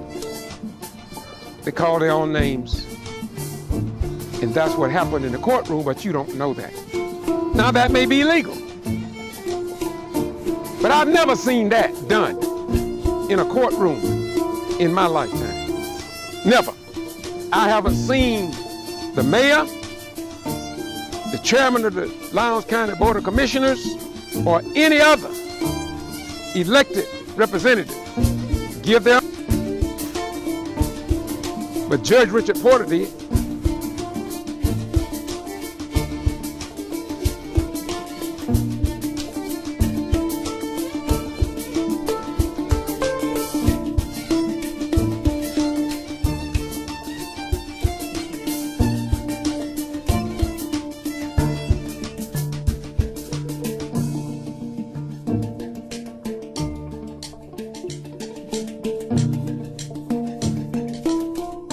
Close before we get. Judge Richard Porter III was sleeping on the bench. None of your white mainstream news media, or black for that matter, published anything to the general public about it, but I did. He didn't go to sleep 1, 2, 3, 4 times. He went to sleep several times. But the judge was inattentive when he went to sleep not once, not twice, but 3 times and 1 time at the end. And I also notified all the other news teams that were him. Did you see? And all of them say, yes, we saw it. Did you see the judge that he was sleep on the bench? They say, yes, we did. Whether they're going to air that or not, but we know the ghetto free press going to air it. Johnson family got to be the strongest family in this country. What's your name? My name is Reverend Larry D. O'Hara. What's your position or what title you carry? I'm the, well, I carry many titles, but as far as the NAACP, I'm the assistant president of the Waycross branch. Are you a minister of the gospel? Yes, I am. All right, what do you think about what happened today? Even the judge sitting up there asleep from time to time. You saw him sleep too? Yes, and when he wake up, then somebody holler an objection, and he don't know what the objection is. So then he turns around and asks, after the guy called the objection, he'll speak, then he turn around and ask Mr. King, and Mr. King just blurt it out. He just go ahead on and beat every avenue that they came across today, they got whooped today. What's your name? My name is Reverend Jeffrey Benoit. I'm the president of the Clayton Henry chapter of the National Action Network and a candidate for the 2016 State Representative, District 76, which covers the Conley, Fairview, Stockbridge, Forest Park, Rex and Morrow in Rex, Georgia. Because you call it National Action Network. Who's the founder of that organization? The founder is Reverend Al Sharpton, who founded the National Action Network in 1991, so this is our 25th year. Yes, Bobby, what did you say that you saw the judge doing in the courtroom today? Sleeping. What did you say you saw him doing? Sleeping. Did you see him? Oh, he was not. He was not, and at least 3 times that counted. I heard several other people, I want to be on camera, that you all saw that. Now, how can you really, you know, wait a minute. You was over, did you come to equipment with equipment 10+2 and Representative Tyrone Brooks as well? I sure did. Yeah, you all came for that. So, what is happening across the state of Georgia? I mean, short form, Bobby, short form. What's happening across the state briefly? Lack of education, lack of knowledge, lack of responsibility on the parents' part down to the youth. Because we, in this country, we follow the characteristics of our leader. Now, United States of America is a powerful country. We are a powerful country. Our leaders may be a bunch of racists, a bunch of liars, but they ain't no cowards. And just as in the church, if your pastors, leaders of your churches, and this man, leaders of their churches, and they standing up. So the flock behind them got to be many. You know what I'm saying? So the thing is, if the leaders of your organization and church meetings are coward, we gonna follow the characteristics of our leaders. So if your leaders over you are cowards, then the flock that follow them gonna be coward as well. And I also notify all the other news teams that were him. Did you see? And all of them say, yes, we saw it. Did you see the judge that he was sleep on the bench? They say, yes, we did.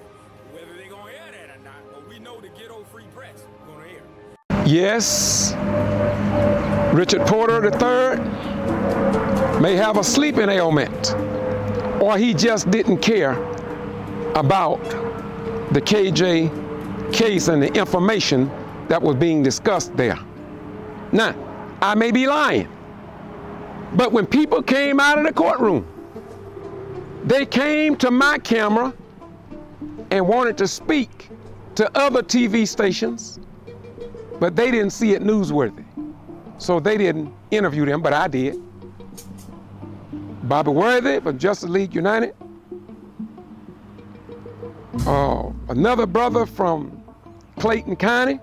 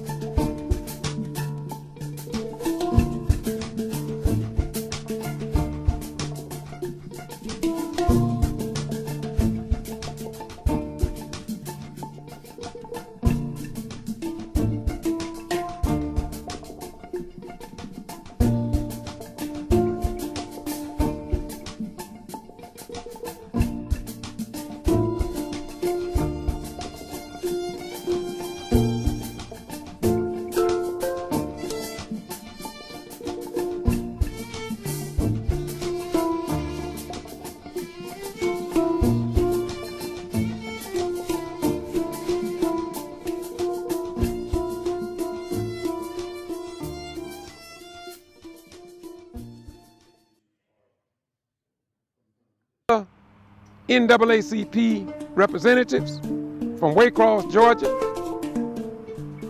all testified.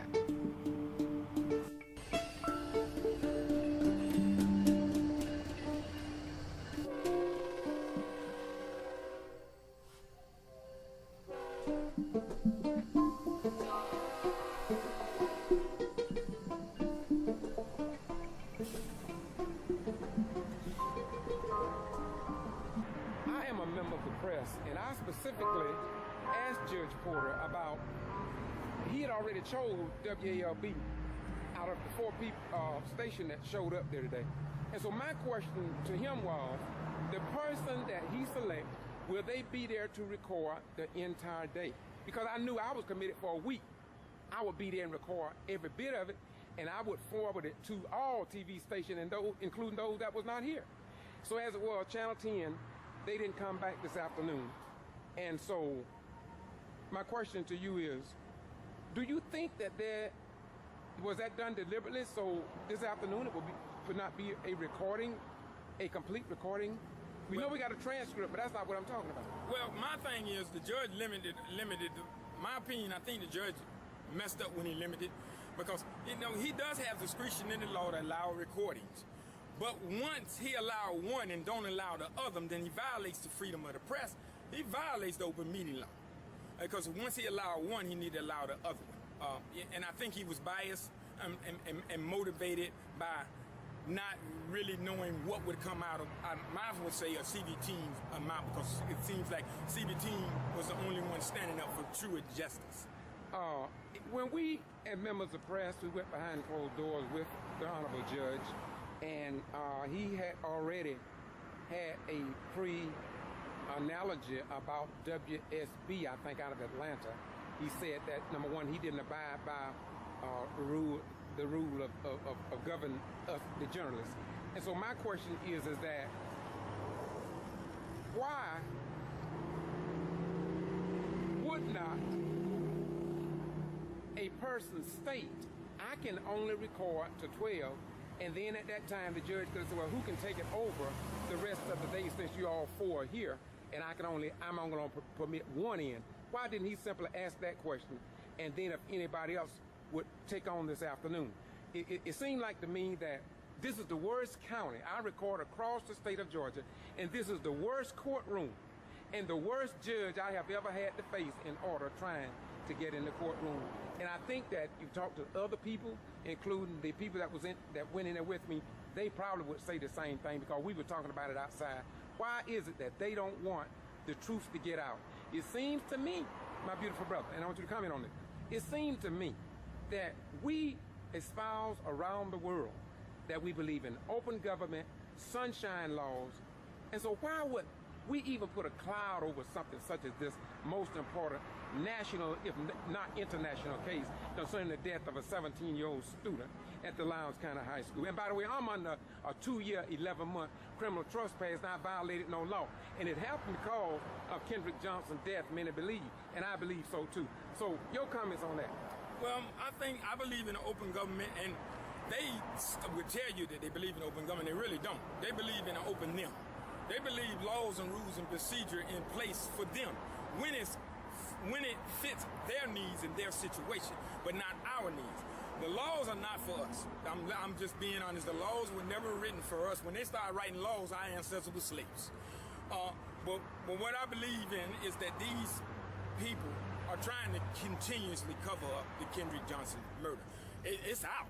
We know he was murdered. They know he was murdered. Everybody know he was murdered. And it goes down to the Bell brothers. In my opinion, the man was an FBI agent. The father was an FBI agent from what I'm standing on. If they would have been black, whether he'd have been an FBI agent or not, they'd have been arrested. There would have been no doubt in my mind they'd have been in jail now. But our true justice is coming out. Everything that's done under the dog will eventually come to the light. And it's coming. Like I said, the judge, when I walked back in there, first thing he noticed was no media in there, and he said, well, we ain't gonna have no media in there. That's the first thing come out of his mouth. Are you serious? He asked, and so no media came back, and he said, I told them that I would let one other come in if nobody will show up, another one come in. Nobody's here. Y'all would agree with no media? And that's what he said. That's when I came outside looking for you. Well, I didn't know, because that was not clarified, because I would have told him before we left to go out. I told him this morning. Rather than any other TV station, I specifically said to him, I will record the duration of whether it took all next week. I would be here and record every bit of it, and of course I would send it to the other TV stations. I knew that, because most TV stations will only record 2 or 3 hours, like the case with the Equipment 10+2, a 19-day court case over there, high profile, dealing with voting rights, and not one TV station, no news people showed up for them 19 days. The Equipment Free Press, I think, showed up for 1 day. And after all those 119 violations were dropped against Equipment 10+2, there were no media was there to record anything. And when we stood in front of the Brooks County Courthouse and called all these local television stations, not a one of them showed up. And people take notice of that. Yes. People take notice of that. Well, go ahead. I sent the media blast out to everybody when I found out about this. All the news media, CNN, everybody, every local news station that I know, radio, Valdosta Daily Times, all of them, but Valdosta Daily Times was too. But how can you, this is what I understand about the media, how can you come in here and view the beginning of the trial and not get the end? So you're going to go report an incomplete story, and probably not going to be reported half of it anyway. And just like I told her, I asked every media, ABC from Atlanta, I asked Channel 10 was here, and I even told you, George, to get on Free Press. I said, did you see the judge sleep? Did you get it on that camera? She said, yes, I did. Whether she going to report that or not, that is very important. Very important. You cannot make a decision as a judge and you up there asleep. Let me ask you a question. Just in case somebody else in the state of Georgia would like to call you for you to give more information about what you saw in this courtroom concerning the Kendrick Johnson case, can you give your address, your phone number or something, a P.O. box or email address, not necessarily the address, email address, so people can get in touch with you so they can interview you? Because I know for a fact these people do not want the truth. Nobody have interviewed me, and I'm under a 2-year, 11-month criminal trespass, and I violated no law. And it was after the death of Kendrick Johnson. I am a retired military veteran and want no newspaper. The Valdosta Daily Times editor under K. Harris at the time, none of these TV stations would record nothing about my criminal trespass. Well, you're right, and it's the same county sheriff department in there, Lowndes County Sheriff. Like I said, we have the National Convention for the Press coming up. If you need to reach me, call me at 912-424-0752. Again, that's 912-424-0752. Or hit my email, justiceleagueunited@yahoo.com. One word, justiceleagueunited@yahoo.com. What's your name? My name is Reverend Larry D. O'Hara. What's your position or what title you carry? I'm the, well, I carry many titles, but as far as the NAACP, I'm the assistant president of the Waycross branch. Are you a minister of the gospel? Yes, I am. All right, what do you think about what happened today? What I think is, as a minister, I can see God working in this. And the reason I say that, because every time that they try to cover up something, Mr. King will come back and expose it. And when he exposes it, you see the opposition turn around looking at each other, trying to figure out, well, what we're going to do next. But as far as the people, I feel like we're going to win this. And we're going to win this because they're not together. And when they're not together, anytime you catch them and they're trying to think about what they're going to do, God has already got it done. And that was relevant today. Even the judge sitting up there asleep from time to time. You saw him sleep too? Yes, and when he wake up, then somebody holler an objection, and he don't know what the objection is. So then he turns around and asks, after the guy called the objection, you speak his piece, then he turn around and asks Mr. King, and Mr. King just blurted out. He just go ahead on and beat him. Every avenue that they came across today, they got whooped today. But one thing good that was in our behalf is we got another day. And when that new day rolls around, that's another chance we got to get it right. And every opportunity we have to come back, we got another opportunity to get it right. And I'm telling you right now, we got it together, and we are led by the Almighty, and the Almighty is going to stir us, and we're going to get that peace. That peace that they can't take away from us. Why do you think that there was no camera in the courtroom? It seems to me that it should have been clarified this morning that if one reporter was not going to be there, they should have specified, or the judge should have said, asked who was going to record this afternoon. Because I told him early this morning that I would record the whole week and make sure everybody get a copy of it. And so my thing is that it seems to me there's a great possibility that maybe the sun is not shining so bright in the state of Georgia. It's not shining so bright for them. And the reason why they didn't want y'all in there with the camera, because every time they make a mistake, it's recorded on film, and they don't want to have to go back and use that. That is the same reason why, in the KJ case, why those films was tampered with, per se, because the evidence was already there. And they learned now that if it's on film, then they can use that film against them. But they didn't need the film today because they beat themselves. And what do you think about the rush? It seemed like they were trying to rush Shaveen King in asking his questions, and I mean, it seemed like he was under pressure. It seemed like the judge was giving the appearance that either King didn't know what questions to ask, number one, or number two, somebody didn't understand the law. Well, King asked the right questions. The thing is, he caught him off guard. And when he caught him off guard, they didn't know what to do. So once they made their objections, then the judge put the pressure back on Mr. King, but Mr. King was cool. They tried to rush him to make him make mistakes, but he didn't make any mistakes. They made the mistakes. Let me ask you another question. Don't you think that it may be a good idea that there would be cameras in all courtrooms in the state of Georgia so the American people and the people of Georgia could actually see how these judges and juries and how the citizens in Georgia are being treated and what they call a fair trial? Don't you think we need, by law, all court cases, especially high-profile court cases, should have cameras wherein the people can see these, if necessary, live, so we will have more confidence in our government, especially from the black experience, because it seems like many blacks are losing respect and confidence in their government even after they come back from the wars of this nation. Like you yourself. Yes, to answer your question, you were with us down there in Thomasville. Okay, while you were down in Thomasville, you recorded everything. Yes, sir. They made mistake after mistake after mistake. Now, don't you know when we go back in there, we're going to use those tapes against them, and those tapes are going to actually whoop them. The judge decided he didn't want to rule on something just because he's trying to cover himself.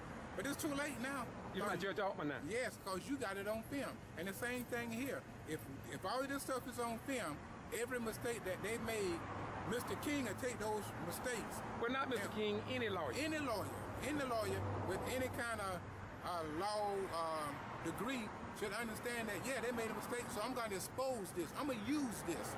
So now by us, or you, or whoever else in there not being able to record it, so now it's just basically our word against theirs, but they do have a court report. Yeah, they got transcript. But nothing better than that picture and the actuality in live time. Okay, thank you very much. What's your name again? Reverend Larry D. O'Hara. Thank you very much. Waycross, Georgia. Thank you. Peace. Amen.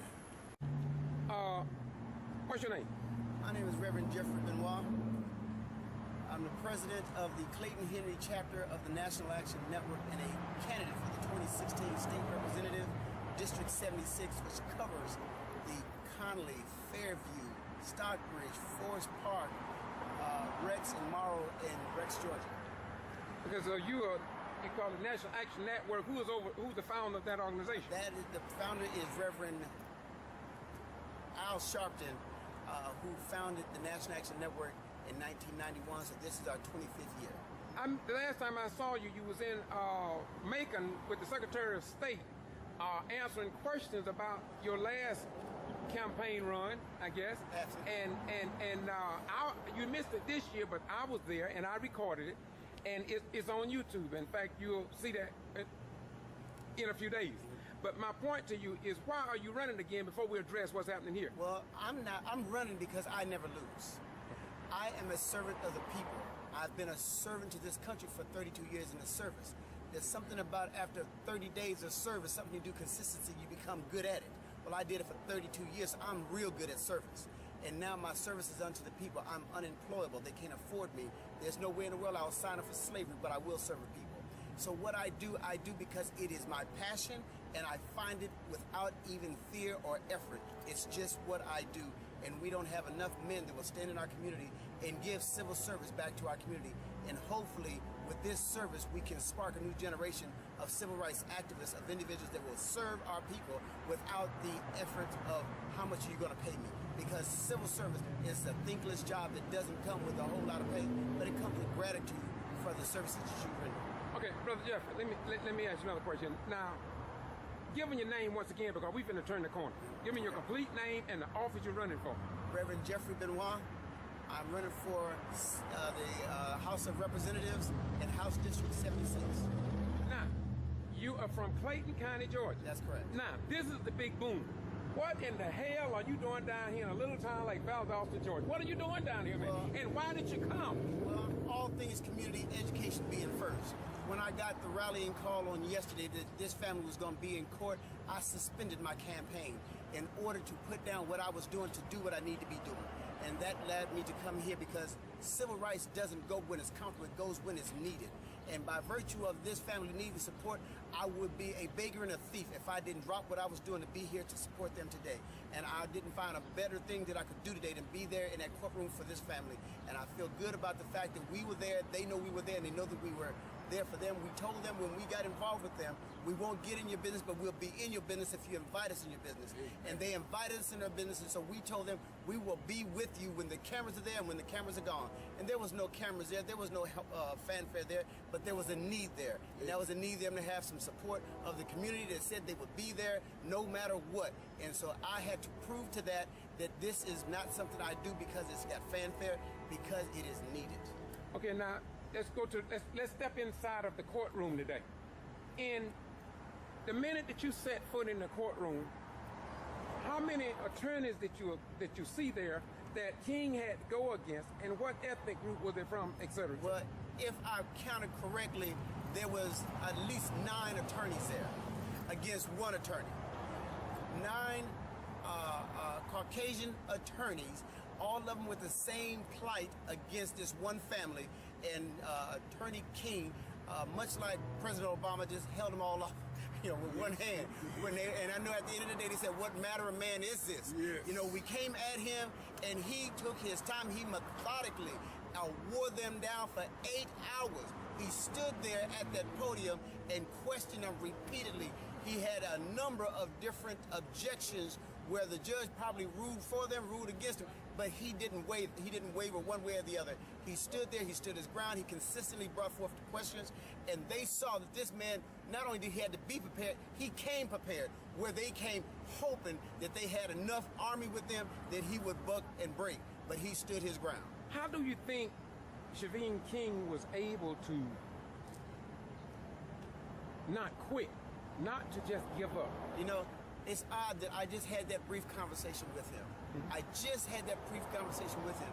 He said, and it was not just any old thing that got him to do this. It is his manner of education. That's the most important thing that we can do today. This courtroom will sustain itself, but it's the education that will keep us out of this courtroom and continue to do what we need to do. But he said it was his education that allowed him to stand toe-to-toe with them, knowing it was 1-9, that the odds was against him. But he said he had everything he needed within him. And so as they came at him, they realized they wasn't talking to a fool. They realized they wasn't talking to nobody that wasn't ready and prepared.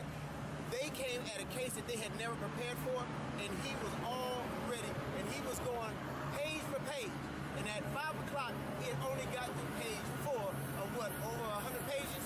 So he was ready to take them to task, and they realized that, and so they wanted to come up with another way of doing this, because the rest of them know he's going to be methodical in that page-by-page description of what they entered in and what was counterfeit and what they tried to add in as extra cost and occurrence, and he's not going to have that. He's getting ready to he's getting redline that whole document. Okay, will you explain to me and for the people that watch this video your opinion of the Judge Porter in terms of how he oversaw the case today, and what happened? What did he decide by going into a recess? What did he state? Well, I'm glad that he allowed him to consistently bring his case, and he didn't try to cut him off and go ahead and render some type of decision. But prior to him really going through these documents authentically, because these documents only was given to him today. So he didn't have a chance for discovery. So he was methodically going through this. And so what the judge did at the time of the lunch break, he realized that this wasn't going to go nowhere, and it wasn't going quick.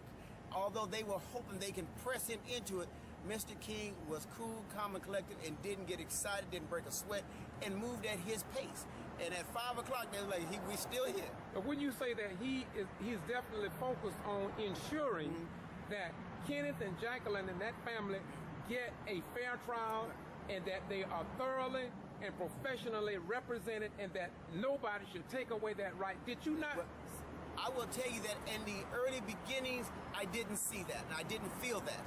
At the early on, I thought it was going to be one of those old Georgia Southern trials, that he had already had a preconceived notion, and by 10 o'clock we'd have been out there and they'd have been locked up or been fined for whatever they brought forth. But he took his time, and he is now consistently going to reschedule as he sees fit, because he realized that these documents wasn't in pre-discovery. He realized they've never been seen before. He realized that there could be all kind of things embedded in them, and he's going to allow Mr. King to go through them methodically, which is what they didn't expect. When you say go through them, what you're really saying, and that you don't think he asked them if they could bring those documents and give King time to review them, right, and maybe that will save some time. Right. Well, that's what they expected to do. They had expected that they can drop them on the desk today and get a conviction. Well, that's not going to happen. So they're going to have to give him a chance to really go through them at his leisure and be able to redline them and see what he has in them, what they have in them that doesn't even apply to this. As he was pulling out today, some things that had nothing to do with that and shouldn't even been in there, but yet if you're not reading and you're not looking, you'll buy into anything, and they try to sell everything. Now, my question is that looking at the number of people, by the way, they've already addressed it. There's so few numbers of people in this city that was there to participate in the audience. What does that say to our pastors, our elected officials, and just everyday Christian, Muslim, Jews, Hindu, and others by not being here? Do they not care about their sons and daughters that could end up the same way, regardless of whatever may have happened to Ken? There's a scripture in the Bible that simply says the harvest is plenty, but the labors are few. And it didn't delineate who was the harvest, whether it was the preachers, whether it was the evangelists, whether it was the deacons, whether it was the parishioners, whoever. The harvest is plenty, but the labors are few. So to your point, yes, it is disgraceful to have a family in here and they already know the issues this family's been dealing with, and yet to know this case is going forth and they're going about their day as if nothing else happened, as if this is something that does not affect them. All too often, when the shoe's on the other foot, they're going to holler out and call out for somebody else's harvest. Well, will that harvest be there for you? Read the Bible and interpret the Bible and apply it. I think it says not only to the readers, but to the hearers and doers of the word. And see, I don't see the doers of the word. I love my church, I love my church community, but however, I'm going to call you out to do what you asked me to do and be a doer of the word. The harvest is plenty, but the labors are few. This family needs you, and it doesn't need you when you think it's best. It needs you when it is most disadvantaged for you to be there. That's when favor comes in. That's when service comes. That's when the labor comes in. That's when we know you're really standing with us. Thank you very much. Mr. Jeffrey, you also stood up that year when we was in Macon before Secretary of State Brian P. Kemp. Yes. You stood up so strong and boldly until, I tell you, I don't know what to say about it, but I will say this. You are a true warrior in the struggle for justice and righteousness. But you have. I got another question for you. But first, I want to ask Bobby, what did you say that you saw the judge doing in the courtroom today? Sleeping. What did you say you saw him doing? Sleeping. Did you see him? Oh, he was not. He was not, and at least 3 times that counted. I heard several other people. I want to be on camera that you all saw that. Now, how can you really? Wait a minute. You was over. Did you come to Equipment with Equipment 10+2 and Representative Tyrone Brooks as well? I sure did. Yeah, you all came for that. So, what is happening across the state of Georgia? I mean, short form, Bobby, short form. What's happening across the state briefly? Lack of education, lack of knowledge, lack of responsibility on the parents' part down to the youth. Because we, in this country, we follow the characteristics of our leader. Now, United States of America is a powerful country. We are a powerful country. Our leaders may be a bunch of racists, a bunch of liars, but they ain't no cowards. And just as in the church, if your pastors, leaders of your churches, and this man, leaders of their churches, and they standing up. So the flock behind them got to be many. You know what I'm saying? So the thing is, if the leaders of your organization and church meeting are coward, we gonna follow the characteristics of our leaders. So if your leaders over you are cowards, then the flock that follow them gonna be coward as well. You can take 100 sheep led by one lion and take 100 lions led by one sheep, and those 100 sheep will beat them every time. Okay, I want to ask you one other question since you hit on about that now. Where does racism start? In you at the house. Racism start in the house. You can take, I've heard people say, oh, he was born a racist. No, no, no. Now I have people say, oh, Bobby Worthy a racist. Really? My mother's white. Nice try though. You know what I'm saying? So either if I'm a racist, I love one and hate the other. You know what I'm saying? But racism is not something you're born with. It's something you're taught at the house. You could take a black baby, a Chinese baby, a Jew baby. You put them in a sandbox, they see no color. They will play like it does not exist, like they brothers and sisters, like they was born out the same womb. They will play. Racism is taught at the house. When you eliminate it at the house, then you eliminate it in this world. Kenneth Johnson, his wife, and others all saw the judge sleeping. And I'm told that Jackie wrote down the time he fell asleep. And so I want you to be informed. That if the black people in the 1800s until 2022, if they had stood up for the injustices, the murders and killings and mistreatment and discrimination of black folk had been addressed in years past, you're saying that we wouldn't have to deal with it today? We wouldn't have to deal with it today. If you take maritime, right? If the black community would have stood up and fought and raised all kind of hell, even if it cost other black lives, if you stood there and fought for what is right and showed them people that you was not going to back away and just let and turn a blind eye to say, hey, this didn't happen, but it really did. If they would have fought, if our ancestors would have fought and fought and fought, no matter what, this would not be happening today. It's time to put an end to this racism, this white supremacy in these courthouses in Valdosta, and these peoples in Valdosta is so racist and prejudiced. It's time to put a stop to it. That if we are to continue to serve in the armed forces of this nation, we had better learn how to stand up for black folk. And when you have elected officials from the black persuasion and they don't serve your needs, you need to start identifying them and letting the people in your community know that they are nothing more than Uncle Tom's, or rather Uncle Sambo's and Aunt James. Let me repeat.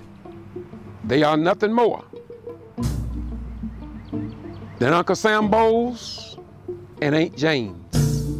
And we need to remove them from office, and we need to let the black people in the community, along with the white right people, understand that we know them, and it is indeed time for us to move up the King's Highway. Now, that he was stuffed with newspaper, and that he died of unexplained apparent non-accidental blunt force trauma, a blow to the right side of the neck. How does that kind of information sit with you all? It doesn't. It's just something hard, and we just got to deal with it until we get justice for Kendrick. It's very hard. It's not day by day. That's the only way we can take it. It's just really hard to wake up in the morning, and Kendrick's not there, we used to him being there. You're hoping for another investigation to be opened, but right now the case is closed. Where does it stand? Is anyone being held accountable? Is anybody going after anyone for this after the second autopsy report? Where does that all stand? Attorney King filed a pleading asking for a coroner's inquest on just yesterday to get the manner and the cause of death amended from accident to what we believe it really was, a homicide. Also, previously, he filed a pleading to get the video surveillance tape to be released to this family so they can have the answers of what happened the last moments of his life. Yeah, because the high school's lawyer, right, is saying that the surveillance video shows other teens were inside that gym. So that opens up so many more questions, doesn't it? And the fact, too, that I know just reading all of this, it's been already ruled that it has nothing to do with it, but there were sneakers found inside the gym, blood smeared on the wall that was said that wasn't a match for Kendrick. What do you make of that? You're an attorney. Well, again, Attorney King has been digging at this, getting all of the answers, the questions to the answers to lead to this real-life murder mystery. Because at the end of the day, Natasha, these parents sent their child to school for a book bag. He was returned to them the next day with a body bag. And as Attorney King said, there's a eyewitness account. It's that surveillance video. Release this video and let this family get answers to why their child isn't here. Now, listen and watch the video and pay close attention to Mr. Kenneth Johnson, because they are going to Washington, D.C. tomorrow. And I put up about 12 videos in the last few weeks because I want to do my part. I don't want it said that the righteous refuse to stand up in times like these, and therefore our God from the Ancient of Days have to go into the woods and get the rocks to cry out for us. I do not want any rocks crying out for me. Now, as it is written, so shall it be done. Now hear ye, O house of Israel. Hear ye, O house of Israel. For St. John says, and ye shall know the truth, and ye shall know the truth. St. John 8:32. Now let's get down to brass tacks, if you care enough to watch.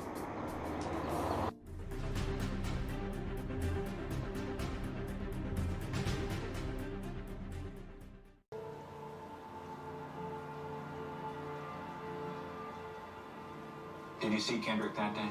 No. I did not. Seeing the alleged killer of KJ standing next to him in the hallway the day he died in school has sent chills down our spines. How did no one see this frame? How did the FBI let this go?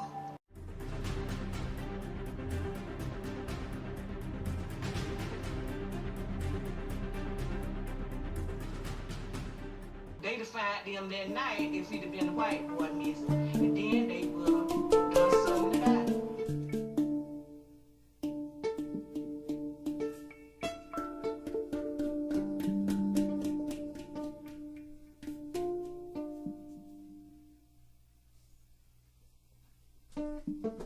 They'd have found them that night if he'd have been a white boy missing. And then they would have done something about it.